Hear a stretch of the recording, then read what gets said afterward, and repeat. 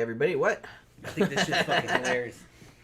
They're in there talking about the heat, the UK in a heat wave. Oh my god, it's fucking 80. That's like winter here. Yeah, it's probably that's like winter here. Unfortunately. Yeah. It's gonna. Y'all bitches don't even need air conditioning over there. My thing says light rain, but it sounds like it's gonna storm really bad. Yeah, it's out there thundering right now. Like it's thundering really loud. And it's hot. It's like 95. Yeah. 95 Fahrenheit. We went out to Dollar General earlier, and it was hot, but it wasn't quite as hot as I was expecting. I guess because it was cloudy. Yeah. So I was just kind of like, oh, it's only like partially miserable and not completely Florida's miserable. like half sauna and half pressure cooker. Yeah. It's like, it's fucking almost all the time. And rains every fucking day in the summer, pretty much. Like I said, and in the winter, it very rarely goes under 75. Yeah. I mean, every now and then you'll get like a freeze and everybody flips the fuck out. But if you're like one of those pink fucking Europeans, like just white as shit, you know what I mean? Fucking, you don't want to come here in the summer. You want to come here in the winter. It's miserable, I'm telling you. Yeah. I'm miserable and I'm from here. Yeah. It's just constant swamp ass. You you get out of the shower and you're just immediately sweaty again. We have that fucking Celto-Germanic fucking bloodlines in us. It's fucking hard as hell to live here. But you go outside and you're like, oh. But you know, I'm tired. Let's go back inside. I've lived here for a long time, and I was like, it just kind of, you get to where you try to ignore it, but you know, I've kind of gotten hardened up to it. Although it's funny, man, we had this little fucking British girl come and hang out with us and visit for about a week one time, and it was fucking hot as shit. And that bitch walked around and loved it, just overdressed, had jackets on. It's like fucking And we're looking at her like 95 to fucking degrees, and I said, "It's hot as shit. Take that fucking." Oh no, I don't want people to look at me. I'm like, what are you talking about? Meanwhile, everybody's walking around in like fuck you talking about? Tank tops and fucking booty shorts because it's so booty fucking shorts hot. and fucking and flip flops. Southern girls wear booty shorts and fucking halter tops and fucking just little spaghetti straps. Straps because it's hot as shit. They would go topless if they could get away with it. Some of them actually do. Just walk around with tape over the nipples at the clubs here. They don't give a shit. Or I've seen girls just walking just at the store and stuff, just with like a bikini top. And like capri pants or something. Yeah, because it's not the heat; it's the humidity. That's what they always say. It's true, though. It's true. Gets you. Because, you know, when I was living in Egypt, when I was in the army, it'd be 100 something degrees, but it was 0% humidity. So it was like nice. I was like, yeah, okay, I can take this. Because you can sweat and your body can cool itself. That's what your body's supposed to do. Yeah, not here. But here it doesn't work as intended. No. When you got 100% humidity, it's just like you've been wrapped in plastic. Yeah, it just and feels then like put into a sauna. Someone put saran wrap on you and stuck you in it. You can't really sweat, really. And you can't, and it's hard to breathe. Like it's heavy. Like it's sitting on your face. Yeah. And not in the fun way. It's fucking miserable. You know? Well, what's his name? Sargon of Akkad, fucking, I think Carl Benjamin, I think is the guy I listen to online. He's from the UK. And he came here to Orlando to go to Disney World with his family. And he's fucking in one of those Disneyland hotels, and he's out on the balcony, and he goes, I cannot fucking believe it. I stood out here, and it's like Satan's ass crack. I've never felt anything like this. You know what? He said, it's absolutely miserable. We should have a petition to change the name of Florida to Satan's ass crack. Satan's ass crack, yeah. That's pretty much what And he goes, look behind me. In more ways than one. He says, I'm at Disney, but look behind me. There's this fucking swamp, and they're fucking just showing, because, Disneyland amusement park Disney World. Built in a swamp. Disneyland is in California. Yeah, Disney World Superman. I call it Disneyland because I grew up in California, too. Yeah. Fucking Disney World the Disney World theme park is built on a fucking swamp. It used to be a swamp. It was a worthless fucking swamp. Until it looks like the Pantanal in Brazil. It's similar to the Amazon. Yeah, like I said, not fun. Mm-hmm. I don't like it. But it's weird because I had a long time ago, I had a friend from the UK, and he came and he didn't stay with me, but he went all around Florida. Mm-hmm. And I think I've said before, it couldn't fucking get hot enough for him. He loved it. He's just like, this is awesome. And I was just you are crazy. Yeah. They were also, your fucking in-laws were also coming in here and eating up all the KFC. They'd eat all the Kentucky Fried Chicken. They couldn't believe that you could get that much food. They loved the all-you-can-eat buffets. And yeah. buffets and eating Well, chicken. he was a rugby player though, Yeah. so he was a big boy. Yeah. And yeah, and he's just like, man, just like I don't remember how much a KFC bucket was at that time. That was like back in the 90s, I think. But take his ass down to the Chinese buffet. They stayed on International Drive. Oh yeah. So yeah, there's plenty of buffets down there. Yeah. Still are, and there were back then for too. $10 or $15. Because that's the touristy area. For $10 or $15, you can eat until you're fucking just filled. Until you explode. And just anything you want. Like you just sit there for $15 and just fill up on nothing but fucking boiled shrimp. Yeah, I mean, I think that Chinese buffet that we go to sometimes, I think it's $15.99. Yeah, and just boiled shrimp and ice cream and. Or some days it's $13.99. Yeah. We don't even bother with the noodles and the noodles and the rice. Fuck that. We go right for the meat and fucking fish and shrimp. And they have fucking oysters and fucking mussels, steamed mussels. They have 3 or 4 different kinds of fish.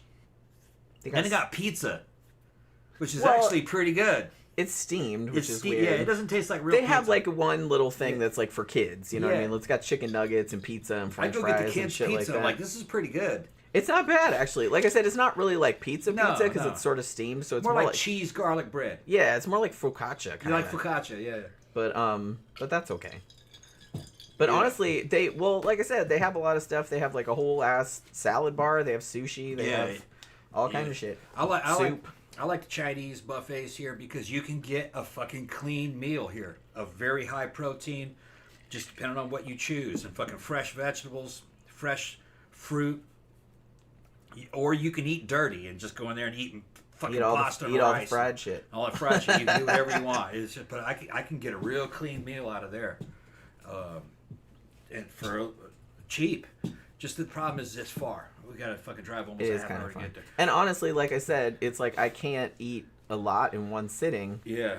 So you feel like you're robbing yourself. I always feel like I can't. It's not really. They're already sending us money. Who's this? That's Bee's Nest. Thank you very Bee's Nest. Bee's Nest. What's up, bud? Thank you very much. He said I got sexual problems. Yeah. You've always had sexual problems.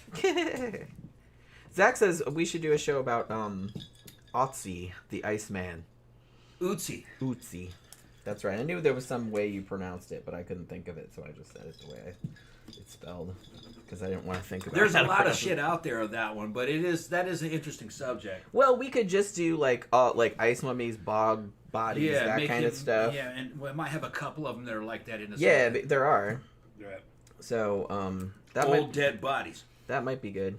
Yeah. Or ones that were like naturally preserved. Yeah. Kind of thing. That might be kind of interesting. Yeah, that Mexican girl up on that fucking cliff. Yeah. That was a good one too. Yeah.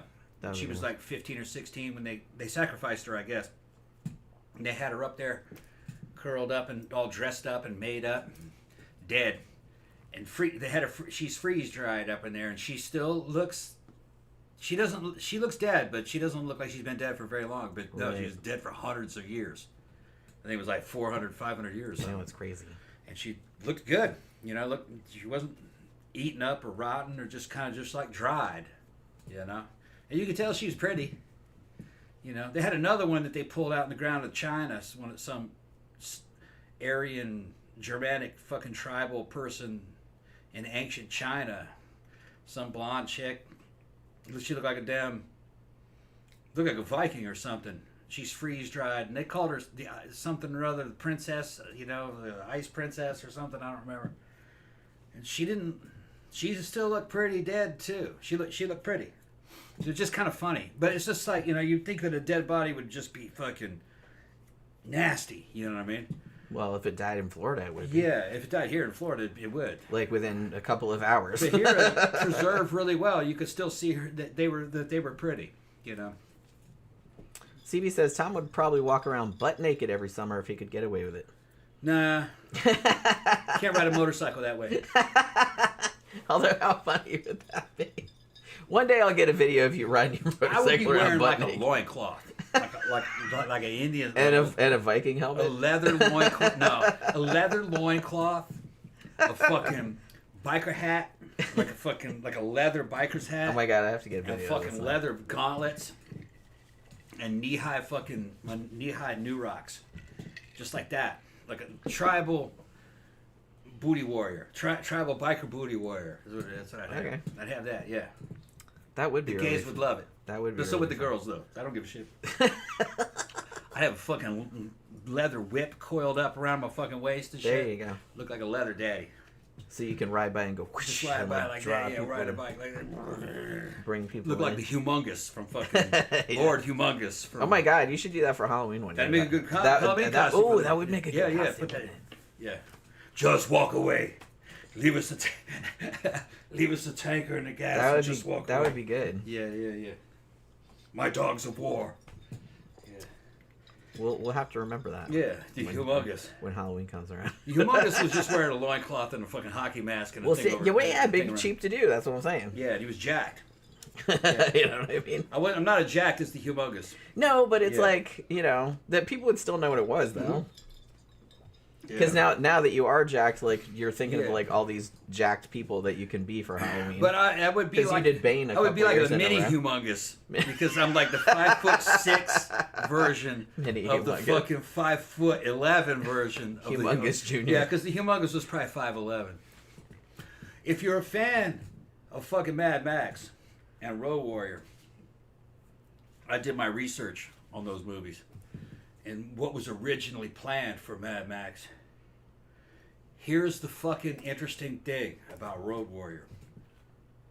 In the original script, Max was going to be...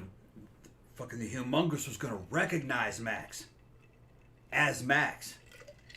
Because Humongous was actually the Goose, his old friend on the police force. Yeah. And that would have been so... But they cut it out of the film. But that would have been so much better. Yeah. That the Goose fell to the dark side. I tried to recruit him.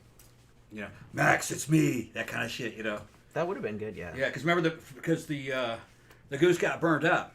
That's why the Humongous was hiding his face. Yeah. But in reality, they made you think that in the first movie his whole body was burned up, and he didn't look scarred. The Humongous didn't look scarred, but they kind of cut it out. So maybe they cut it out before they started filming. Had they, had they cut it out after they were filming, you probably would have seen the fucking Humongous would have not only been jacked, he'd been scarred. Yeah, that might have been just like in an early iteration of the script or something. Yeah, but his face was burned up.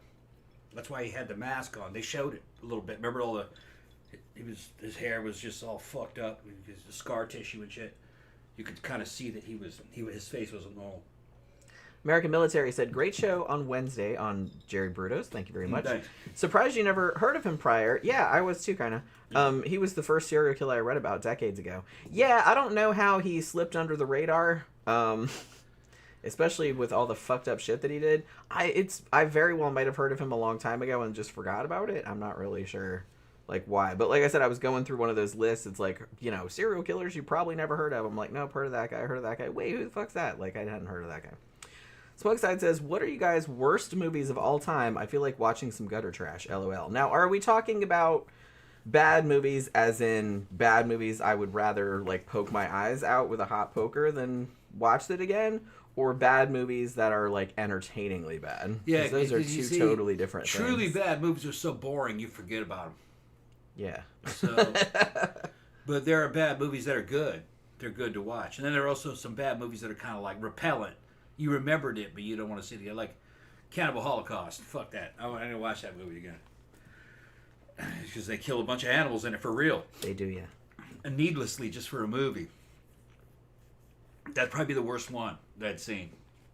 He said either or, fun bad movies but the quality or bad movies. But here's the thing. That movie was fucking memorable. So I wouldn't call it as bad as some of the movies that I've seen that were so boring that I'm just like, I can't watch this shit. I mean, I could probably go on the Hallmark Channel and see movies that are so boring I can't watch. I'm sure you can. Yeah. Have you ever seen the Canadian movie Things? No. That one,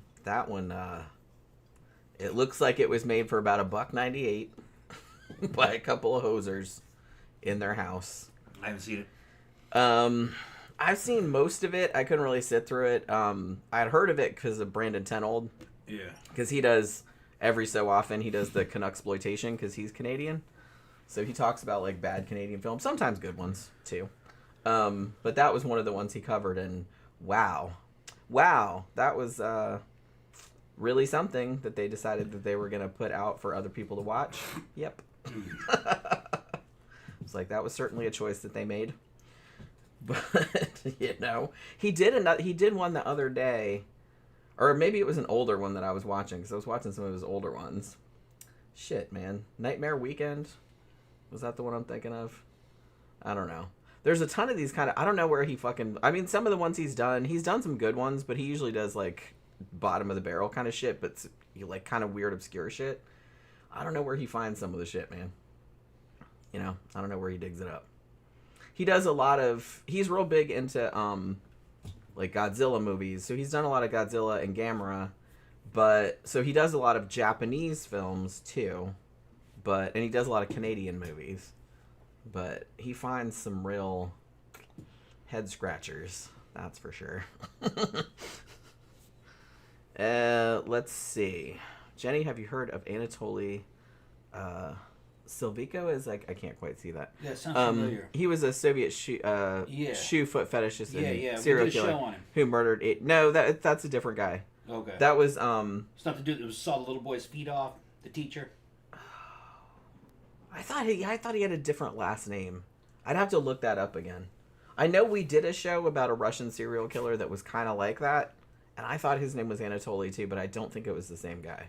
Yeah, there was a Soviet guy. He wasn't really. He wasn't really a teacher. He was something else, and he was telling them boys that he was going to make them taller by hanging them while they were alive. Yeah. Neck, I know trying to stretch them out, but he cut them down. But he was into watching them kind of suffocate. And then later on, some of them he'd leave up there until he died. And he cut the feet off of him. And he recorded himself fucking sawing the shoe with the foot in it in half. He was a foot fetish type dude. He was into little boys. And the Soviet authorities eventually caught him.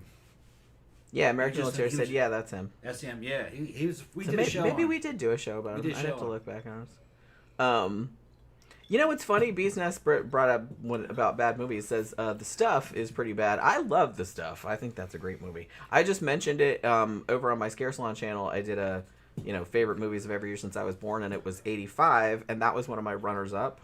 I actually really like The Stuff. Somebody also recommended Street Trash, which is also pretty fun.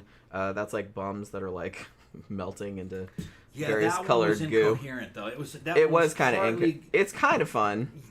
Parts of it were good, and then it was kind of like they were making it up as they were going along, and it was kind of like it was 3 or 4 movies mashed together. It couldn't really remember. It had something really good going with the bums melting on the toilet. Yeah, for the first 15 minutes, and then it's kind of like they forgot about that, and they were doing other shit, and then it eventually came back to it. They were fighting in the damn garbage. They were fighting in the junkyard. Oh, also, if you haven't seen it, if you're talking about bad movies, Blood Waters of Dr. Z. That was shot in Florida, and it's kind of a monster movie about a mad scientist who wants to turn himself into a fish for reasons. I saw it on MST3K, and they did a really good episode about it. It's a lot of it's kind of boring, but it's just so incompetently made that it's just really kind of fucking entertaining to watch. Some of the bad movies were made bad on purpose, and they ended up being good. And I would say the king of all of those that type of movie where they knew it was bad and they're gonna fucking roll with it was Velocipaster. It had good writing. It had a good premise behind it. It had a lot of callbacks to like kung fu fucking movies and shit. Yeah, I like the whole kung fu angle. But the thing is that I can't call Velocipaster a bad movie because it wasn't bad. It was really entertaining and awesome. Right. It was funny. It was entertaining, and it did what it was supposed to do, working within the budget that it had. You weren't supposed to take the movie seriously from the get-go. It's called Velocipaster. Yeah. It's about a priest that turns into a dinosaur. Into a dinosaur. A were-dinosaur. He's a were-dinosaur. All right. So how are you going to take this shit seriously? And Kung Fu's in it. And there's it has to do with Kung Fu. There's ninjas. Ninjas and all kinds of shit. So, yeah, it was an excellent movie. Excellent. it was fucking with you the whole time. It knew it was. But like I said, not in a winky, isn't this bad kind of way. Like I said, because I don't like that. Because I know that especially a lot of those kind of sci-fi original movies and stuff, that's why a lot of those piss me off, because it's like, let's think of the stupidest premise we can think of, and then we'll make a bad movie on purpose, and then we'll just be like, hey, wink, wink, nudge, nudge, isn't this terrible? And it's just like, that's not fun. I don't really like that. I mean, I'm going to have to go, but when you talk about bad movies, where it's just fucking bad, but you can laugh at it, how bad it was, I'd probably say it'd be Birdemic. Yeah. Birdemic. Well, all of that dude's James Nguyen, all of his movies are bad. Just paragons of what the fuckery. Yeah, but if you're gonna watch Birdemic, you watch the fucking Riff Tracks version of it. I always watch the Riff Tracks. You know, because a lot of the bad movies I can't sit through. And it's even better. Because they're kind of like, if you just sit through Birdemic just on your own, watching it without commentary, you would feel like it was a waste of time, you know. But when you have commentary, Riff Tracks commentary puts it all in perspective. You're like, yeah, that's right. Well, I'll even watch them riff on good movies. Yeah. Like, you know what I mean? Because they're funny. Yeah. So it's just kind of like... Yeah, like they're kind of riffing on fucking... Starship Troopers, which was a great movie. It achieved exactly what the tone is, exactly what they wanted, and everything. It was kind of just lampooning, I guess you could say, galactic fascism in a way, you know. Even though it was kind of also came around and kind of made it cool at the same time. It was the same dude that did RoboCop, so it had the same tone. Because RoboCop was, you know, they were kind of lampooning American corporate culture. Yeah. Which, you know, they got Detroit perfectly in the car industries. That's it. Okay. But that guy was a foreigner, so he had a foreign perspective. Isn't he Dutch or something? He's Dutch, so he had and he had a foreign perspective on American culture, so he could exaggerate it as an outsider can exaggerate it, because they're detached from it. They weren't living in it. They didn't have a relationship with it. So it's easier to lampoon something that you're not involved in, you know. And I thought, he got it pretty spot on. So yeah. He wasn't far off. Yeah. We're not that hard to figure out, clearly. But when it came to, when it comes to a bad movie that was still pretty good to watch, was still kind of interesting, because it had some good ideas in it, where you probably wouldn't even really need the commentary of Riff Tracks to get through it, I would say it'd be Manos, Hands of Fate. And it's just not just me saying this, a lot of other people would say that Manos, Hands of Fate is a bad movie that actually could have been pretty good if there was a bigger budget, better equipment, and a professional director.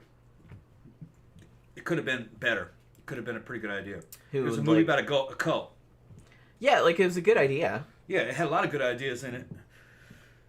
And it was... And there's something kind of creepy about it. Yeah, it is kind of creepy. You could watch that. Like, not on purpose. Yeah.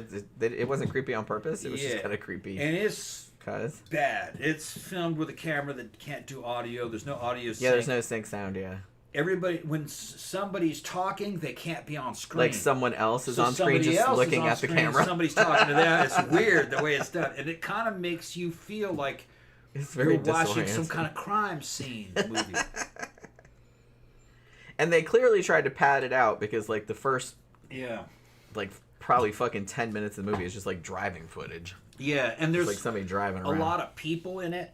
They had the local theater drama kids who were doing it. The dude that was directing it was a fertilizer salesman. Yeah. This was his first movie. Well, it's probably I talked to his daughter, actually. Yeah, she's on Facebook. I'll talk to his daughter about it. And she tried to sell me a new copy of it, and I was like, nah, I'm all right. But she even sells those robes with the hands. The Manos robes, with the hands on them, which are pretty cool. I wouldn't mind having one.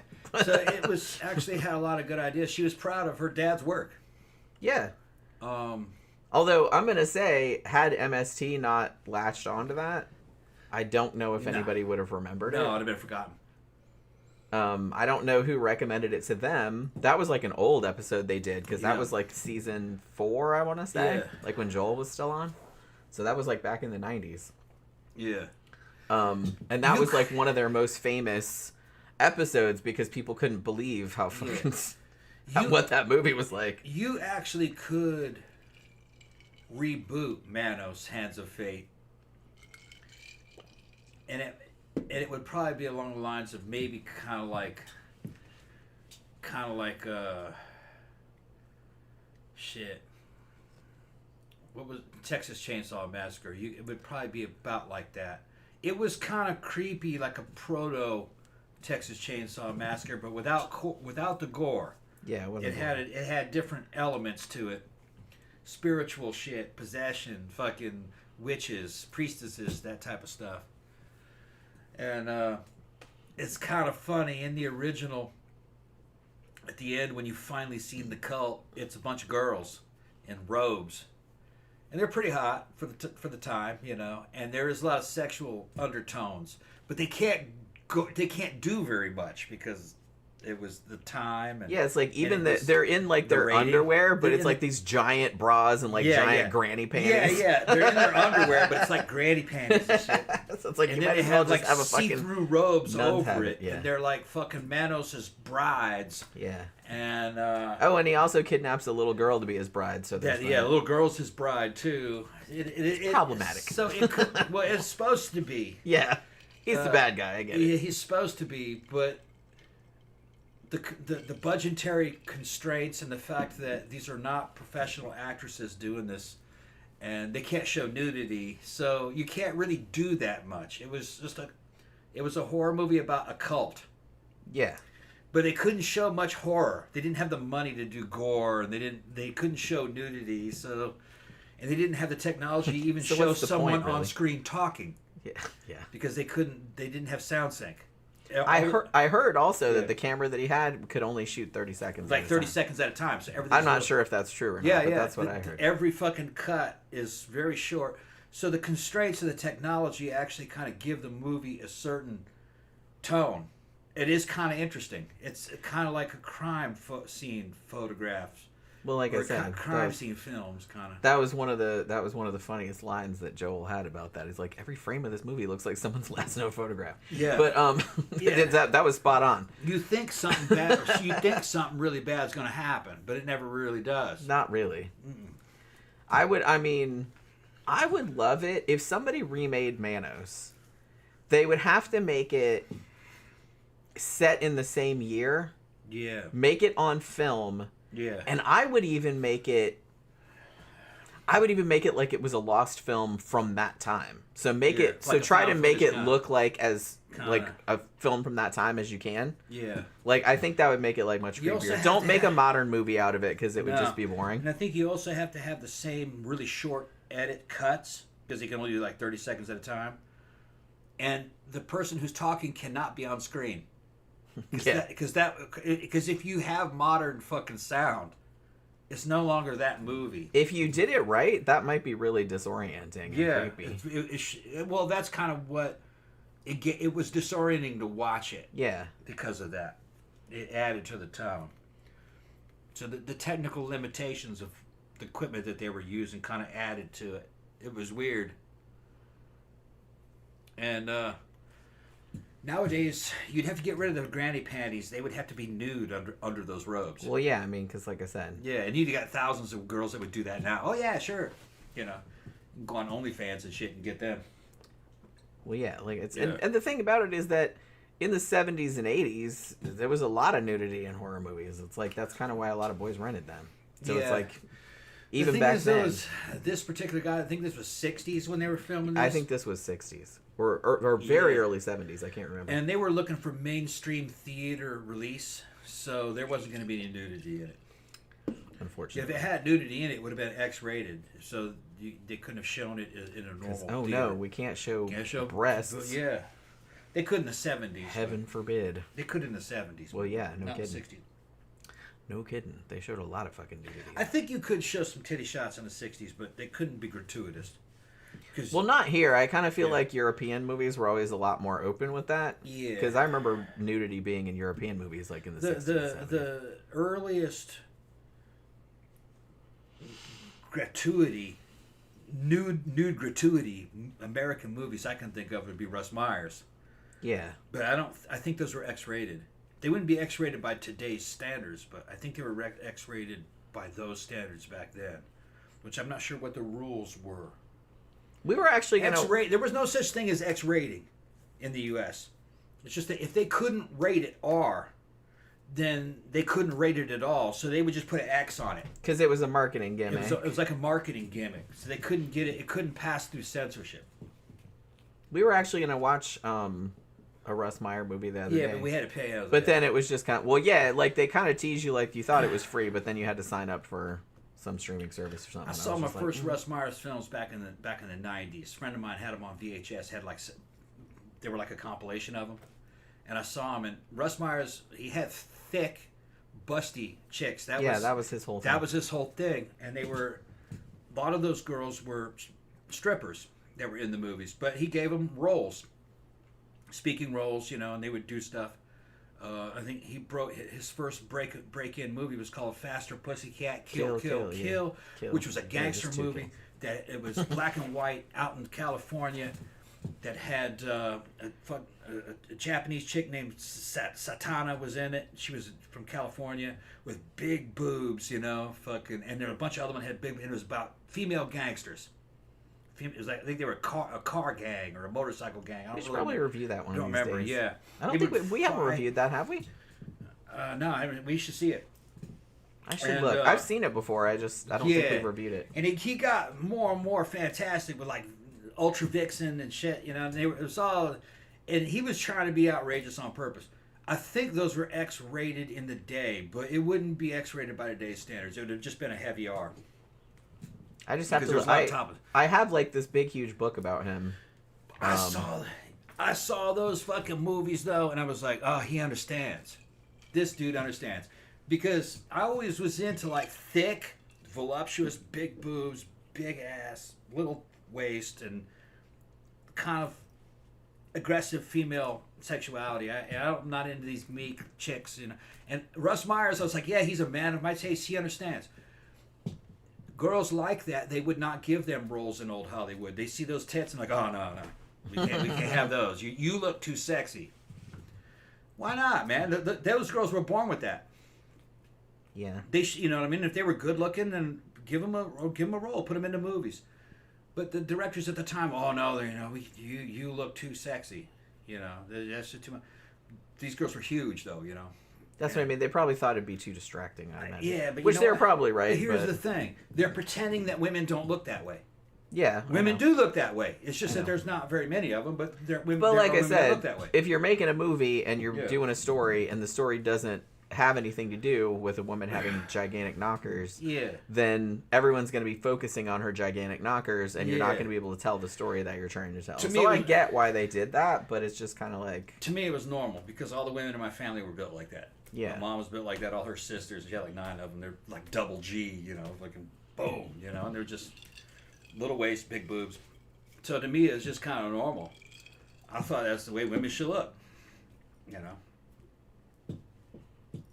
They're bringing up Neil Breen. Yeah. Yeah, Neil Breen. Fucking Neil Breen was another dude that made bad movies. And the reason why they were bad is because they were so serious. And he was always starring in them. And the role that he played was he was always a godlike male. Yeah. Descended from heaven or from another planet or some shit. An alien.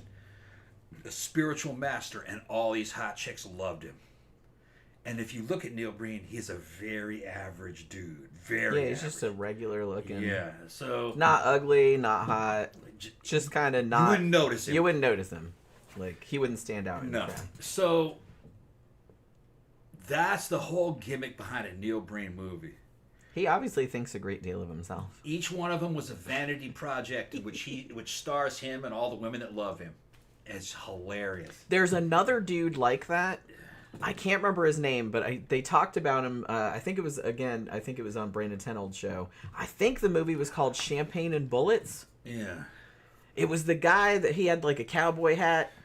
And he played his horrible country music like in the movie, and he would do this dance where he was playing the guitar and he would just like shuffle back and forth, and he obviously you know what I'm talking about.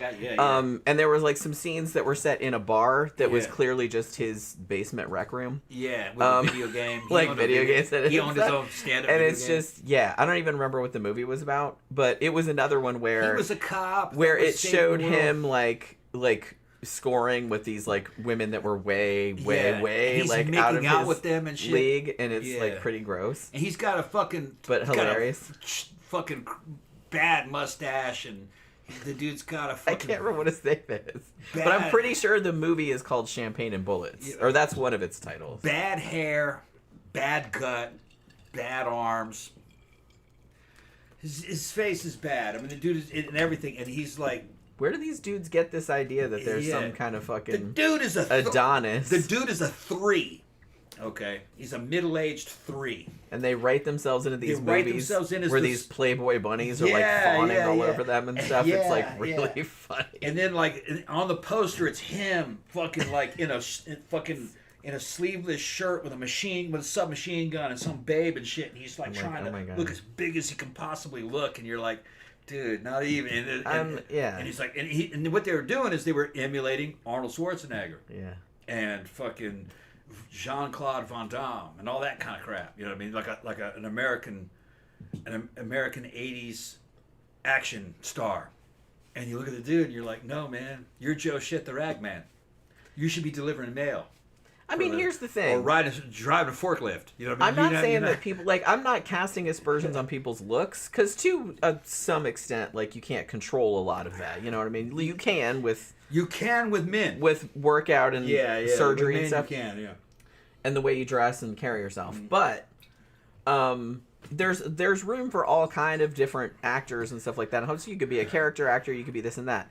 The thing that's funny about it is that these dudes that in real life should just be like a good character actor think that they're Tom fucking Cruise or Jason Momoa or something like that when they are not that. No, they're more like Danny DeVito. More like Danny DeVito.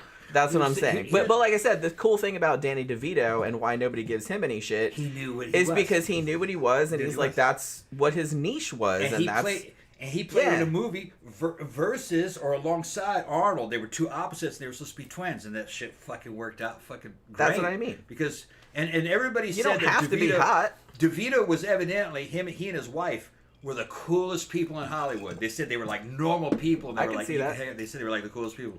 They were like normal. Yeah. You know, but no.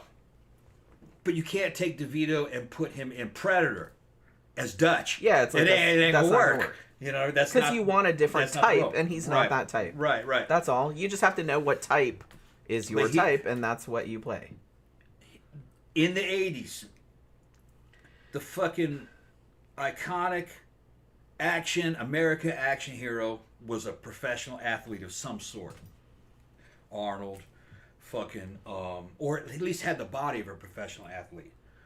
But they played that for a long time. And they showed the audience later on you could break the mold that an average guy, if the writing and the situation and the way the movie is, an average guy could play a heroic role like that, but it just had to be portrayed the right way. And that was done by Bruce Willis. Bruce Willis in Die Hard. Die Hard, all right? But the thing is that he wasn't really an average guy when you looked at fucking Bruce. He was actually above average. He was not obese. He was not out of shape. He was actually in pretty good shape. It's just that he was not a pro bodybuilder. Yeah, he wasn't like super jacked or anything like that. He had like a little bit of a receding hairline. You know what I mean? But you could buy that Bruce Willis was a cop, which that's all he was. He was just a regular line cop. Yeah. And yeah, that's what a line cop would look like. Like a good one would look like that. Yeah. So yeah, and when he did that kind of broke the mold. People liked that. So movies started to go more in that direction. Okay. I liked that one too. I loved that movie. I liked the other ones. Die Hard's fantastic. Yeah, the whole series was pretty good.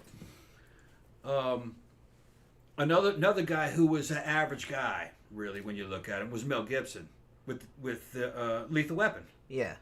That was, he's not physically gifted in terms of, say, like, hasn't been in the gym. He's not super shredded. He's just a above average good build, you know what I mean? But he's not built like a professional athlete. Still, the Lethal Weapon series was a great series. But the gestalt, the meaning behind Lethal Weapon, if you watch them all, I have them all on Blu-ray, was a movie about a fucking friendship between men, male friendship. That's what it was about. And they even kind of, what's this? Joe Pesci, who's the gangster who's been let out of prison to help him and shit. You know what I mean? And he's free, man. Now he even becomes one of their friends. It's all like a bunch of odd couples. Yeah. Which that's a great series. I like it. Is it realistic? No. Well, no, but it's a movie. None of it's realistic. Well, there's some series are more realistic than others. Yeah. But it's just I think a lot of people misunderstand what the meaning behind those series are. And fucking Lethal Weapon's about friendship, about bromance. And it's like it depends on what they're touching. You watch them; they're very sentimental. We'll go back and watch them, and I go, yeah. It's about friendship. Yeah. The thing about movies, depending on what you're trying to achieve, it doesn't have to be realistic. If you're trying to make something that's kind of realistic, it just has to be realistic enough to immerse people in the world and not draw them out of it. That's all. It doesn't have to be just like real life or anything like that. Well, they're all trying to tell a story. Yeah. And sometimes you're trying to teach some kind of a lesson. Yeah. And it's all going to be different. Or hit on some kind of theme or something like that. One of my fucking favorites is the Beverly Hills Cop series. Now, movie number 3 isn't that good. I mean, it's watchable, but it's not as good as 1 and 2. 2, I think, might be better than 1. Well, I don't know about that, but they're both really good. I don't know, man. 2 was pretty good too. And then 4, which came out recently, it was good. Yeah, I liked it. I need to watch it again. It didn't give me the nostalgic feelings of 1 and 2, but it was still good. I liked it. It did not break canon. And it did kind of develop the Axel Foley character. I loved Axel Foley. I loved that character. And it was back when Eddie Murphy was a fucking hot item, man. His humor was fucking top of the charts back then because, you didn't have internet and you didn't really see much and you didn't have much exposure. And he was just a very fresh personality and he was very creative, and showing the audience new stuff, And it was just, I liked all of Eddie Murphy's early movies. Now, when he started to go family oriented, they weren't quite as good. But fucking The Golden Child, liked it, which is a great B movie. Vampire in Brooklyn, I liked it. I think that Vampire in Brooklyn was his last classic movie, actually, and that bombed actually at the theater. But I think it's a good vampire movie. It is. Yeah. He's retelling Blackula. The story of Mama Waldy. Yeah. But fucking good movie. I have them. I have them bitches on Blu-ray. Just talking about it, maybe want to see them again.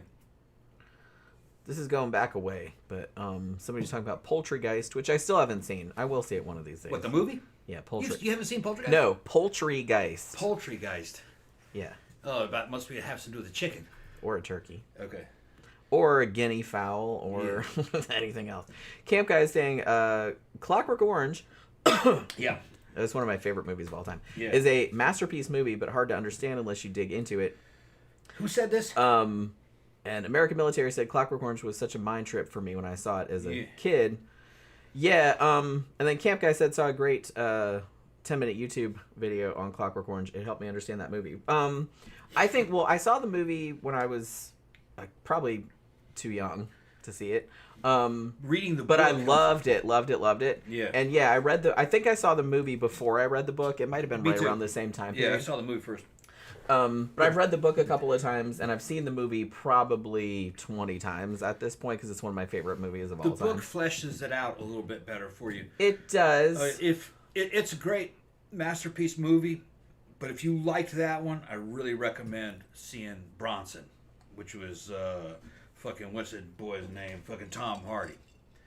And Tom Hardy is a movie about Britain's fucking most famous convict. And it's shot in a Clockwork Orange style, kind of. you could watch those movies side by side. The tone is very similar, but Bronson's story is real life. That dude really existed. Fucking excellent movie about a crazy motherfucker. I loved it. But yeah, I know what you're talking about. They're great movies. See Bronson though, you'll like that one. But the thing about Clockwork Orange, I'm not really sure. The movie and the book are kind of different. I don't know if I'd say different in the messaging. The theme is the same. You know, is a person still, you know, because their whole thing was we're going to take the evil, quote unquote, out of Alex by conditioning it out of him so he can't do what he want to do. He still has the proclivities. Yeah. But they've conditioned him to get sick every time he feels them. So it's like, that's not redeeming him really, because it's like he still has... He doesn't have choice, though. So in Stanley Kubrick's movie, you know, at the end of it, he almost has like a triumphant return because he's getting his free will back. Yeah. At the end, even though obviously he's going to go out and murder more people, probably. In the book, if you didn't know, there is another chapter at the end where he actually gets older and he kind of grows out of it. He becomes a social worker himself. Yeah, so it's just kind of like, so like I said, the messaging is like slightly different. Honestly, I kind of think I understand why Kubrick left the last chapter out. It's weird because a lot of the American editions of the book also left the last chapter out. Yeah. Because to go along with the movie, because they didn't think that people read the book and be like, what the fuck? Like, there's this whole other shit that happens at the end. But it's like, yeah, the original book had a denouement, like, at the end where Alex, like, actually grows up and grows out of his shit. Yeah. Anthony Burgess, the guy who wrote the book, he wanted the audience to know that free will triumphs.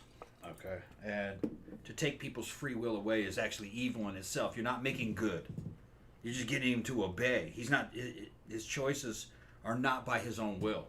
Yeah, because he's being forced. He's been forced to choose good. To choose good because he doesn't, because he'll like get sick. Otherwise. But what happened in Burgess's book is that when he got older, he started to choose to do better. Yeah. By his own will. So he was redeemed that way. Yeah. Not by brainwashing. Yeah. Which I liked that ending. I thought that ending was good too. Because they're both good. What Burgess was saying is he was saying that given time and the right environment, that a man, as he develops and becomes more mature, will find that choosing good actually is better for you. Yeah. That's a better way of doing things because it's less problematic.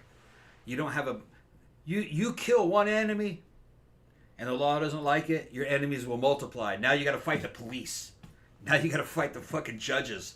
Now you got to fight all society. You're just making your life more difficult. Right. So being evil, fucking without any kind of restrictions, okay, it is harder than just being good. Only a stupid man would choose that. Yeah.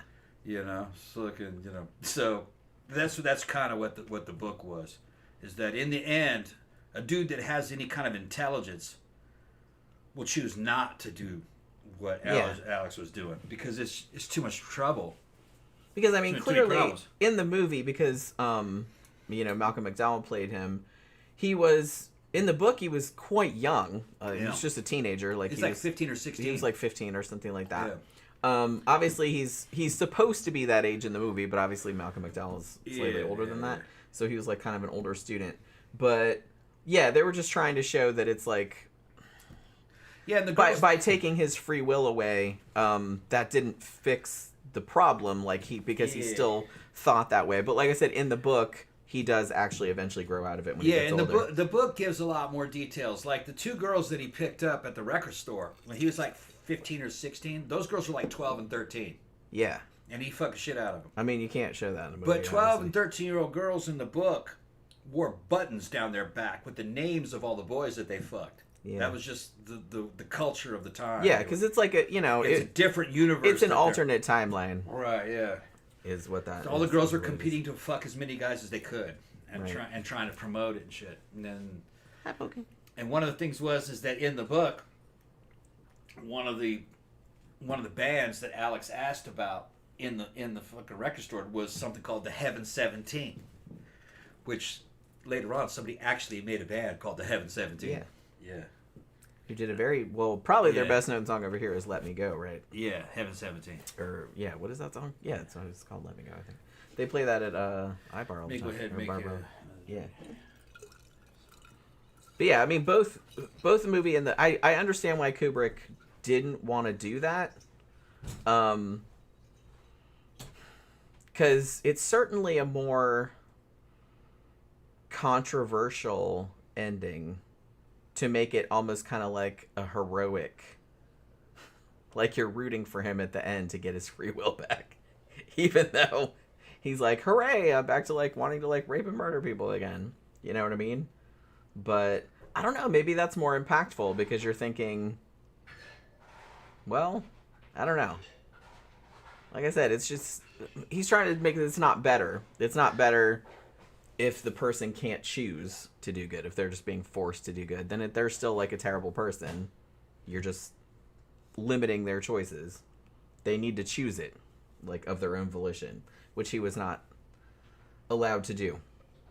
So that's why it was called the Clockwork Orange, because it looked organic on the outside, but inside it was just clockwork. You know, it just went the way they wanted it to go. So, you know, but like I said, it's a brilliant book. And easily one of my favorite movies of all time. Easily top 5. And I've seen it a bunch of times. It traumatized the shit out of me the first time I saw it. It's very disturbing. I heard in the UK it was banned for like a really long time, like until the 2000s. Which one that? Clockwork Orange. Yeah, I remember living in California when I was a kid in the early 80s. Listening to KROQ radio station, they would run advertisements of a certain theater that was going to show Clockwork Orange after midnight at a certain night. You could go and go see it. Yeah. And it was like a big deal, you know. It's kind of like seeing Rocky Horror or something. Yeah, man, I used to go to Rocky Horror every weekend back in the day. Yeah. Back in the day. Man, I missed a lot of comments. Let's see. Joe Shit the Ragman, yeah. Shit the Ragman. Yeah. Well, no, you said that. Yeah, I said it. Yeah. Let's see. Shit. I got so behind. Yeah. Okay. Let me go back. Jess Franco. Yeah. Mel is a nice looking guy. He's not really my type, but you know what I mean. Let's see. Where was I? I saw something that I wanted to kind of address. Going back. But it was like, I missed so many. I know, like I said, it just we got way behind. The motherfuckers have been talking behind our backs. American Military said, if you guys reviewed any John Waters movies, we haven't, and I don't think we have, and I really want to. You know, we really need to do some John Waters. I've been wanting to. I love John Waters, but you know, matter of fact, I was like scrolling through. What the fuck was I scrolling through? This might have been Tubi, and they had a couple John Waters movies. I was like, oh yeah, shit, we should do that. But then I forgot about it again. I mean, we should at least do some of his maybe more quote unquote commercial ones, like Crybaby or Serial Mom or something like that. We don't have to like go as really old school. Although it probably would be good to do like Pink Flamingos or something. You know? What? Faster Pussy? Yeah, it's called Faster Pussycat. Kill. No, it's just 2 kills. I thought, yeah, kill. All right, yeah, it is okay. I thought it was 3. No, not 3. 2. Yeah. Not 3. It's black and white. Yeah, but like, Russ Meyer did a lot of movies. And later on, he did Ultra Vixens. Yeah, it was called Ultra Vixens something or other, and then I don't know. I got a book about him. Like, where the fuck is it? It's over on that shelf somewhere. Yeah, it's called something Big Bosoms and something. Yeah, I don't remember what the name of it is. If you were a woman, you could not be in a Russ Meyer movies unless you had like double G size cups. You had to have big boobs and be hot. And usually he recruited strippers.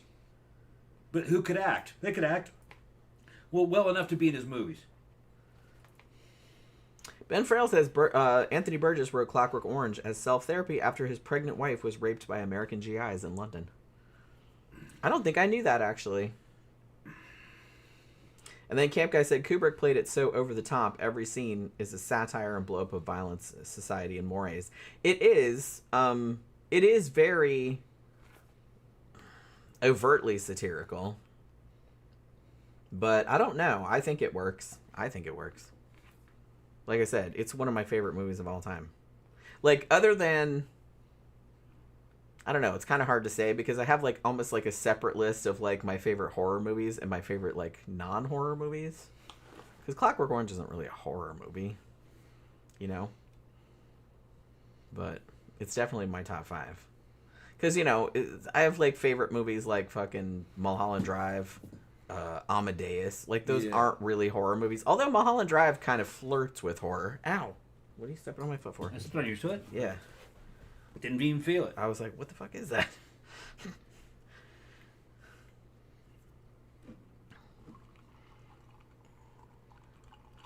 Camp Guy said, I think Billy Bob Thornton was a great creative mind during the 2000s, whatever period he was making movies. Sling Blade, Monsters Ball, The Man Who Wasn't There. Yeah, those were all fucking great. He was also in A Simple Plan, which is one of the best thrillers ever. The book is great too, but like the book is a lot more fucked up. The movie's a little bit fucked up too, but the book is way more fucked up. Like, way worse shit happens in the book than happens in the movie. Bad shit happens in the movie too, but worse shit happens. I think I did. Did I do a I thought I did a video. Maybe I just did one, because I reviewed A Simple Plan, the movie, and maybe I talked about the differences in the book in there. I thought I did a book versus movie comparison, but I'm not sure if I did or not. Because the book has a lot more shit going on. There's a shot from Faster Pussycat Kill Kill. Yeah. So it was like that kind. That was one of his first movies. It was a female gangster movie. What was her name? Something or other, Satana? Yeah. Tara Satana. That was Tura Satana. No, Tura, Tara Santana. Yeah. That was her. She was a Japanese girl, lived from California. Yeah. With big boobs. She's like the main bad guy in it. Gang leader. Beating up dudes. See? Oh, this is a good shot of her beating up a dude. They kill a dude, if I remember correctly. It's been a long time. Yeah. Beating a dude up. That man understood.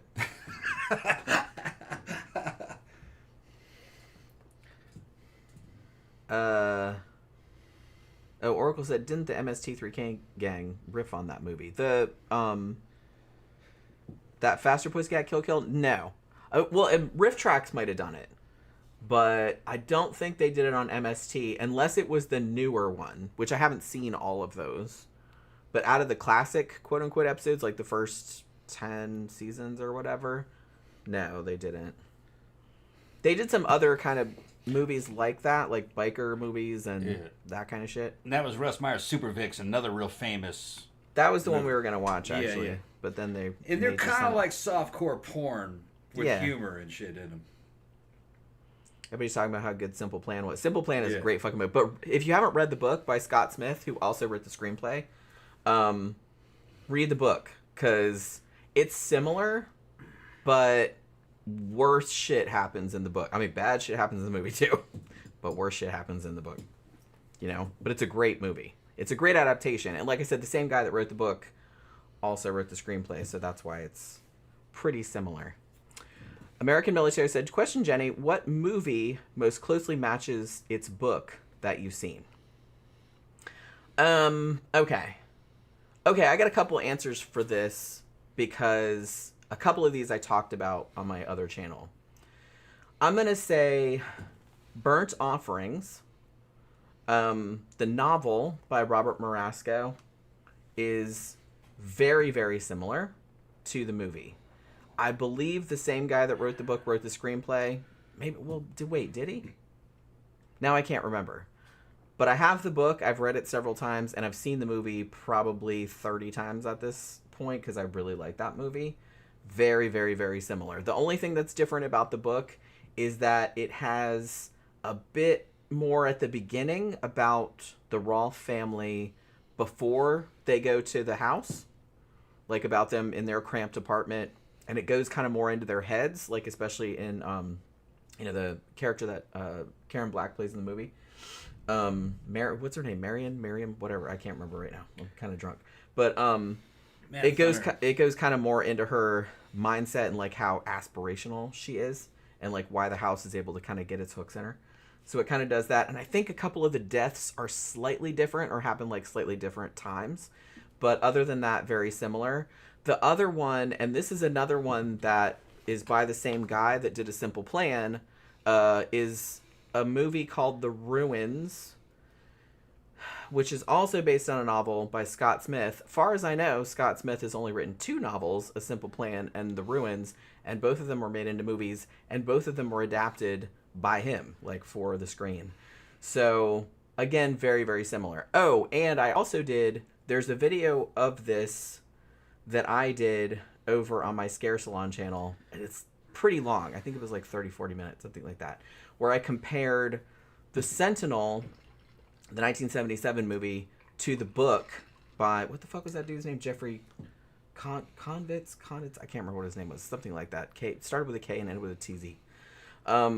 Because he also wrote the screenplay. And I noted like all the differences, but there really weren't that many. So those were the 3 that I can just think of like offhand. So The Ruins, The Sentinel, and Burnt Offerings are the most similar to the books. Most of the other stuff, I really like doing book versus movie comparisons. It's just that they're they're kind of time consuming to do, obviously, because, you have to read through the whole book and then you read through the movie and then it's a whole thing where you have to compare. And I don't usually, because sometimes I'll see the movie or I'll read the book and then I won't see the movie until like way later. Like I did a comparison. I had read the Adam Neville novel called No One Gets Out Alive a long time ago, and I think I did a book review of it like a couple years ago maybe. It's a great fucking book. He's a British writer. I don't love all his shit, but it was a great book, and I didn't realize until a couple years later that Netflix had made a movie adaptation of it. And so I was like, oh, okay, well, I just read the book not too long ago, so it was still pretty fresh in my memory. So I said, well, I'll watch the movie and do a comparison video. That they took a lot of liberties, a lot. I know why they did most of them. They changed the setting from the UK to the US. I mean, obviously for American audiences, they changed a lot of things. They made it a lot less harrowing. Honestly, the book was fucking terrifying. Movie was pretty scary, but not, I don't know. And the monster, they did a whole different thing, because the UK version, the book, was more folk horror-y, and also the book has a whole ending third that wasn't even in the movie.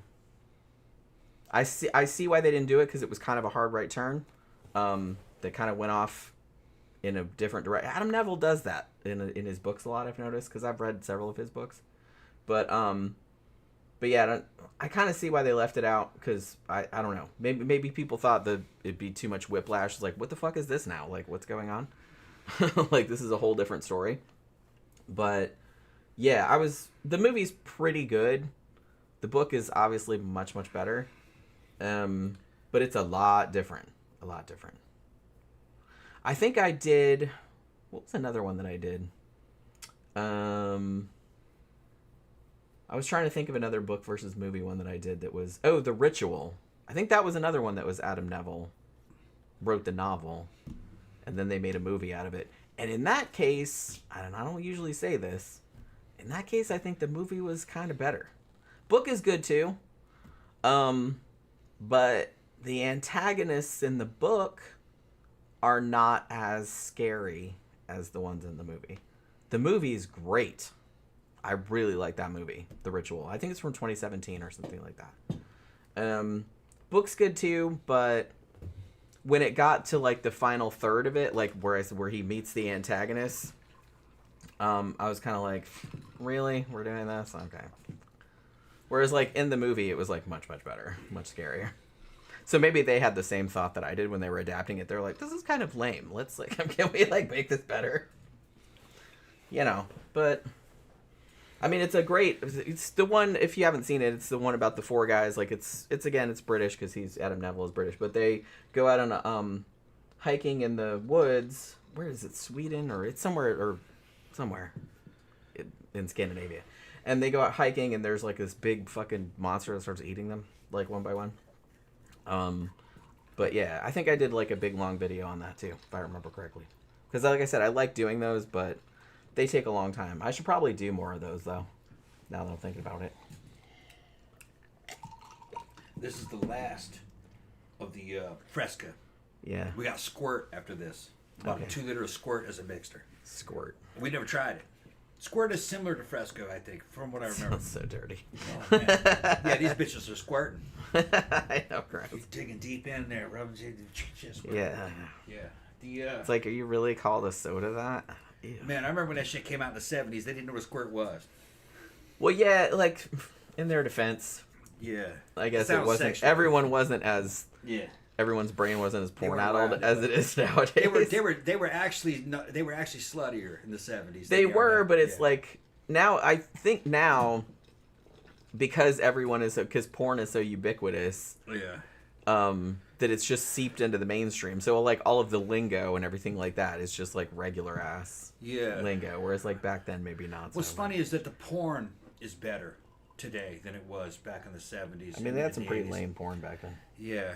And some of the 80s porn got better. But you would think with the porn that you have today that the rate of fucking like sexual encounters would be higher today amongst the young people. They're not. They're lower. Well, maybe that's a testament to like the porn being better because people are like, man, I'm just gonna stay in and watch this. I don't know. I'm too lazy to go outside and find a real ass person. I don't think that's what it is. Because I've been. Or like I said, I think everyone's just kind of like just so sad, it's so saturated like into that they're just like I think it's not a big deal anymore. What happened is that in the younger generation, Me Too movement and fears of like being accused of being a sexual predator amongst Gen Z, and cell phones with cameras on them, and what do you call it? Social media. The young guys of today are too afraid to make a move because they're afraid that they'll catch it on fucking cell phones and they'll put all their business out on the internet and they'll publicly shame them amongst all their friends inside social media. So the young dudes are kind of like in general checking out. They're not dating. They're not even going after women. They're just getting fat playing video games. The younger women are going for older guys, and they're going for the top 10% of the guys who actually are throwing out some dick, but it's like 5 or 6 girls competing after the same dude. So it's getting kind of fucked up. This is not sustainable. It will eventually break. But dudes have to overcome fear. These young guys got to overcome fear of rejection. They got to overcome fear of fucking having some chick making a video about you. Like, this is what he said, and this. Don't fucking send chicks fucking photos of yourself. Don't text them. Anything you say to them in text, they can fucking screenshot that shit and share it to all their friends. Well, it's always face to face. Don't leave any evidence. Well, one, don't be fucking creepy, and then you have to fucking worry about it. Well, okay, that's another thing they're talking about. I could say some shit that fucking women will love. All right, but if another dude says it, they're gonna say it's creepy, depending on what you look like. Well, it's not just that. It's not just what you look like. It's how you carry yourself. It's how you carry yourself. It's a whole... What your status is and shit. Does everybody know who you are? If some bum comes out of the fucking gutter with his piss-stained fucking pants and says some fucking romantic shit to some chick, she's gonna fucking get the fuck out of here. I say the same thing. She goes, "Oh yeah, baby, come on, let's go." Well, here's the thing, though. You know I would argue so you can't, on the other side of that if a bum with piss-stained pants just came and said anything to you, right, it wouldn't matter what he said. Whether it was romantic or otherwise. Yeah. Or if he just said, aliens are controlling my thoughts. You know what I mean? It could just be something like that. Yeah, right. It wouldn't matter. Like, you'd just be like, please get away from me. You're right. Because that's creepy. Right. So, so it doesn't really matter what it is that you say. My advice to you young Gen Z guys is fucking build credibility. Go out and live your life. Fucking achieve some shit. Go fucking join an army or a gang or fucking become a fucking skier or become a surfer. Become something. Get physical. Go in a gym. Lose some fucking weight. Don't be fat. Fucking go put some muscle on yourself. Be hot. And you don't have to be the hottest motherfucker. You just have to improve. Because everybody's going to find something. Well, there's no such thing as a hottest motherfucker. No, there ain't no hottest motherfucker. Because everybody has different tastes. Yeah, and a woman is gonna she might see some dude and he's just a grizzly hot motherfucker, or maybe some kind of, I don't know, biker or something, but he can dance, he can dress or whatever, and she'll get into that. And then she might see some dude that has long hair and he's a fucking surfer who's got a fucking six-pack. She'll get into that. Might see some fat dude who's funny as fuck, and she'll get into that. And you have to have some kind of a brand. Yeah, you have to have something going on. Right, like I said, it's not... Women aren't as shallow, generally, as dudes tend to be. Kind of they are. Women want dudes that are notable, that have charisma. It's just that charisma it's difficult to capture in a bottle. Yeah. You have to feel good about yourself because you have accomplishments. You got to accomplish some shit. And you might accomplish some shit, and one girl thinks it's fucking great. She fucking loves you. Another one won't. So it's not a catch-all. We're not a hive mind. It's not a catch-all. So, like I said, everyone's got different tastes. That's why there's no such thing as ooh, the hottest girl alive or the hottest. It's like not everyone's gonna think every person is hot. You know what I mean? So you got some fucking professional cheerleader chick, all right? Who does she think's hot? It's probably the quarterback of some fucking team who's fucking jacked as shit. You know what I mean? That motherfucker might be dumb as fuck, but he's got a whole bunch of money. You might be a musical genius. It might be a fucking rock star. She doesn't think you're hot. A bunch of other chicks do, though. So I don't like to say there's somebody for everybody, because no, there isn't somebody for everybody. There are some people that there's nobody for you. But... Or there might be, but they might live in another country or something, and you'll never meet them. You have to understand, not everybody is healthy. Some people are in iron lungs. Some people are fucking born extremely physically twisted. They're not going to be attractive. So but a normal person, any normal person with fucking normal genetics and shit, you can turn yourself really into something. It takes effort, though. And that's another thing. You young motherfuckers, let me say something. Women never choose the low effort dude who doesn't put anything into it. They're not into that. Nobody likes low effort. A low effort motherfucker wearing fucking Crocs and shit and fucking doesn't wipe his ass and fucking hairy, just sits around fucking playing video games, fucking big belly and shit and jerking it and fucking, I don't want to say living in his mom's basement because that's a generic way, but just a dude who doesn't put any effort in anything, no. They're not going to pick you over other dudes that put effort into shit. They'll cry about it all day, though. But you don't want to be a tryhard either. But it's just there's limits to that, too. You actually have to go live a life. Well, like I said, you actually have to be like a person who's interesting. Yeah. And good to be around. Yeah. You have to like yourself enough to have other people like you. I heard some dudes complaining, hey man, these women are just standing there at the finish line picking the winners. Like, yeah, but if you were a woman, you do the same thing. Okay? You in a way are picking a winner. You're picking them based upon whether they got how they look. I don't understand why they whine about that. That's the same thing. They'll sit there and piss and moan about how ugly this chick is and how fat this chick is and shit like that. Women only like us for our I'm like, what the fuck are you doing? Yeah, right. Dumbass. Shut the fuck up. Oh my god, I hate all that. Everybody has standards. Of course. Everybody has standards. Well, we're just supposed to go out with some like fucking troglodyte because because he's sad. Mm-hmm. Fuck all the way off with that. All the way off. Okay, so we're talking about books again. Okay, so Ben says Jaws is pretty close from memory. I read Jaws a long time ago. The only big thing I remember being different from the book or the movie was that what was Roy Scheider's character's name? I forgot. Brody, yeah. Didn't his wife fuck Hooper? Or something. She was having an affair with not Quint. I think she fucked Hooper. I didn't read the book, so I can't. So that was like a whole subplot, which they took out of the movie, like I said, and I understand why they did that because they probably want to make it more sympathetic, obviously. There was something else I wanted to, because I got way behind. Oh, CB said, Jenny, have you seen Kess 1969? Yes, I have. And read the novel. It's based on Kestrel for a Knave. Yes, I have read the book also. Ooh, that's actually a good idea because I have the book and I've seen the movie. I might have the movie, actually. Now I'm thinking about it. Maybe not. But I haven't seen it in a long time. It's a great book, but holy crap, it's so depressing. It's so depressing. It's very, very sad.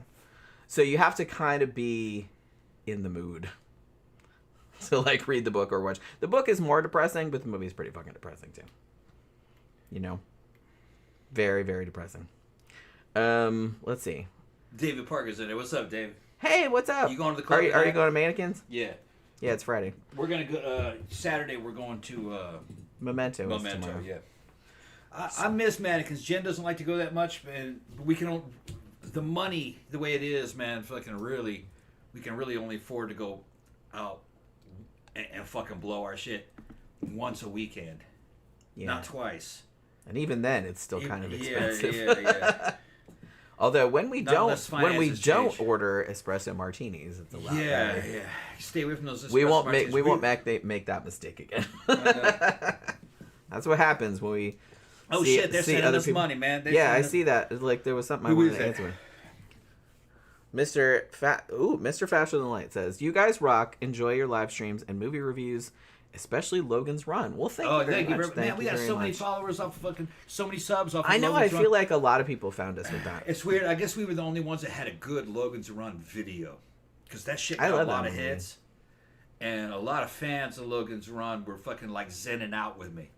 Yeah. Logan's Run was a great idea.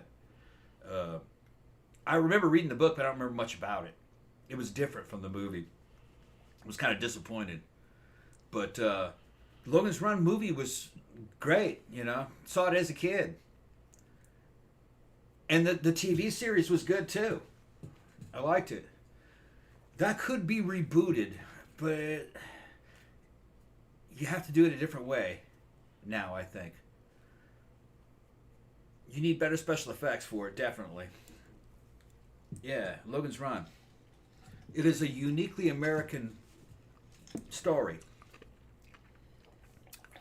Smug says, "A Clown in a Cornfield was much better than the book, in my opinion. The humor lands, the kills were gory, and I like the characters more." Okay, so Clown in a Cornfield, what the hell is the name of the guy that wrote that book? Like, I haven't read that one, but I've read some of his other ones. And I never got around to reading that one, and then I saw that they'd made a movie about it, and I didn't really fuck with it because I was just kind of like, are we doing killer clowns again? Look, I'll watch Terrifier all day long. I like that, but killer clowns are like so fucking played. Is it not about that? Because that's what it sounds like. Maybe I'll watch it if it's good. I don't know. Like somebody else said they thought it sucked.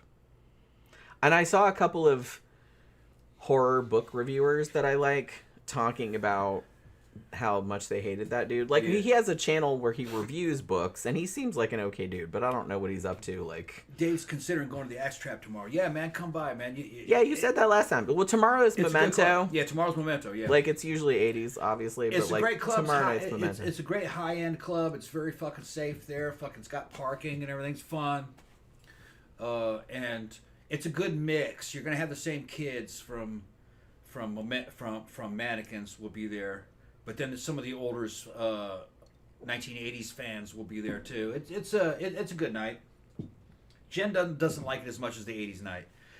I got to admit, you know, fucking we're friends with the DJ and everything. But 80s is more danceable than a lot of the goth that he plays and some of the. But he does the past couple times that he's done it has been a lot more danceable. Yeah.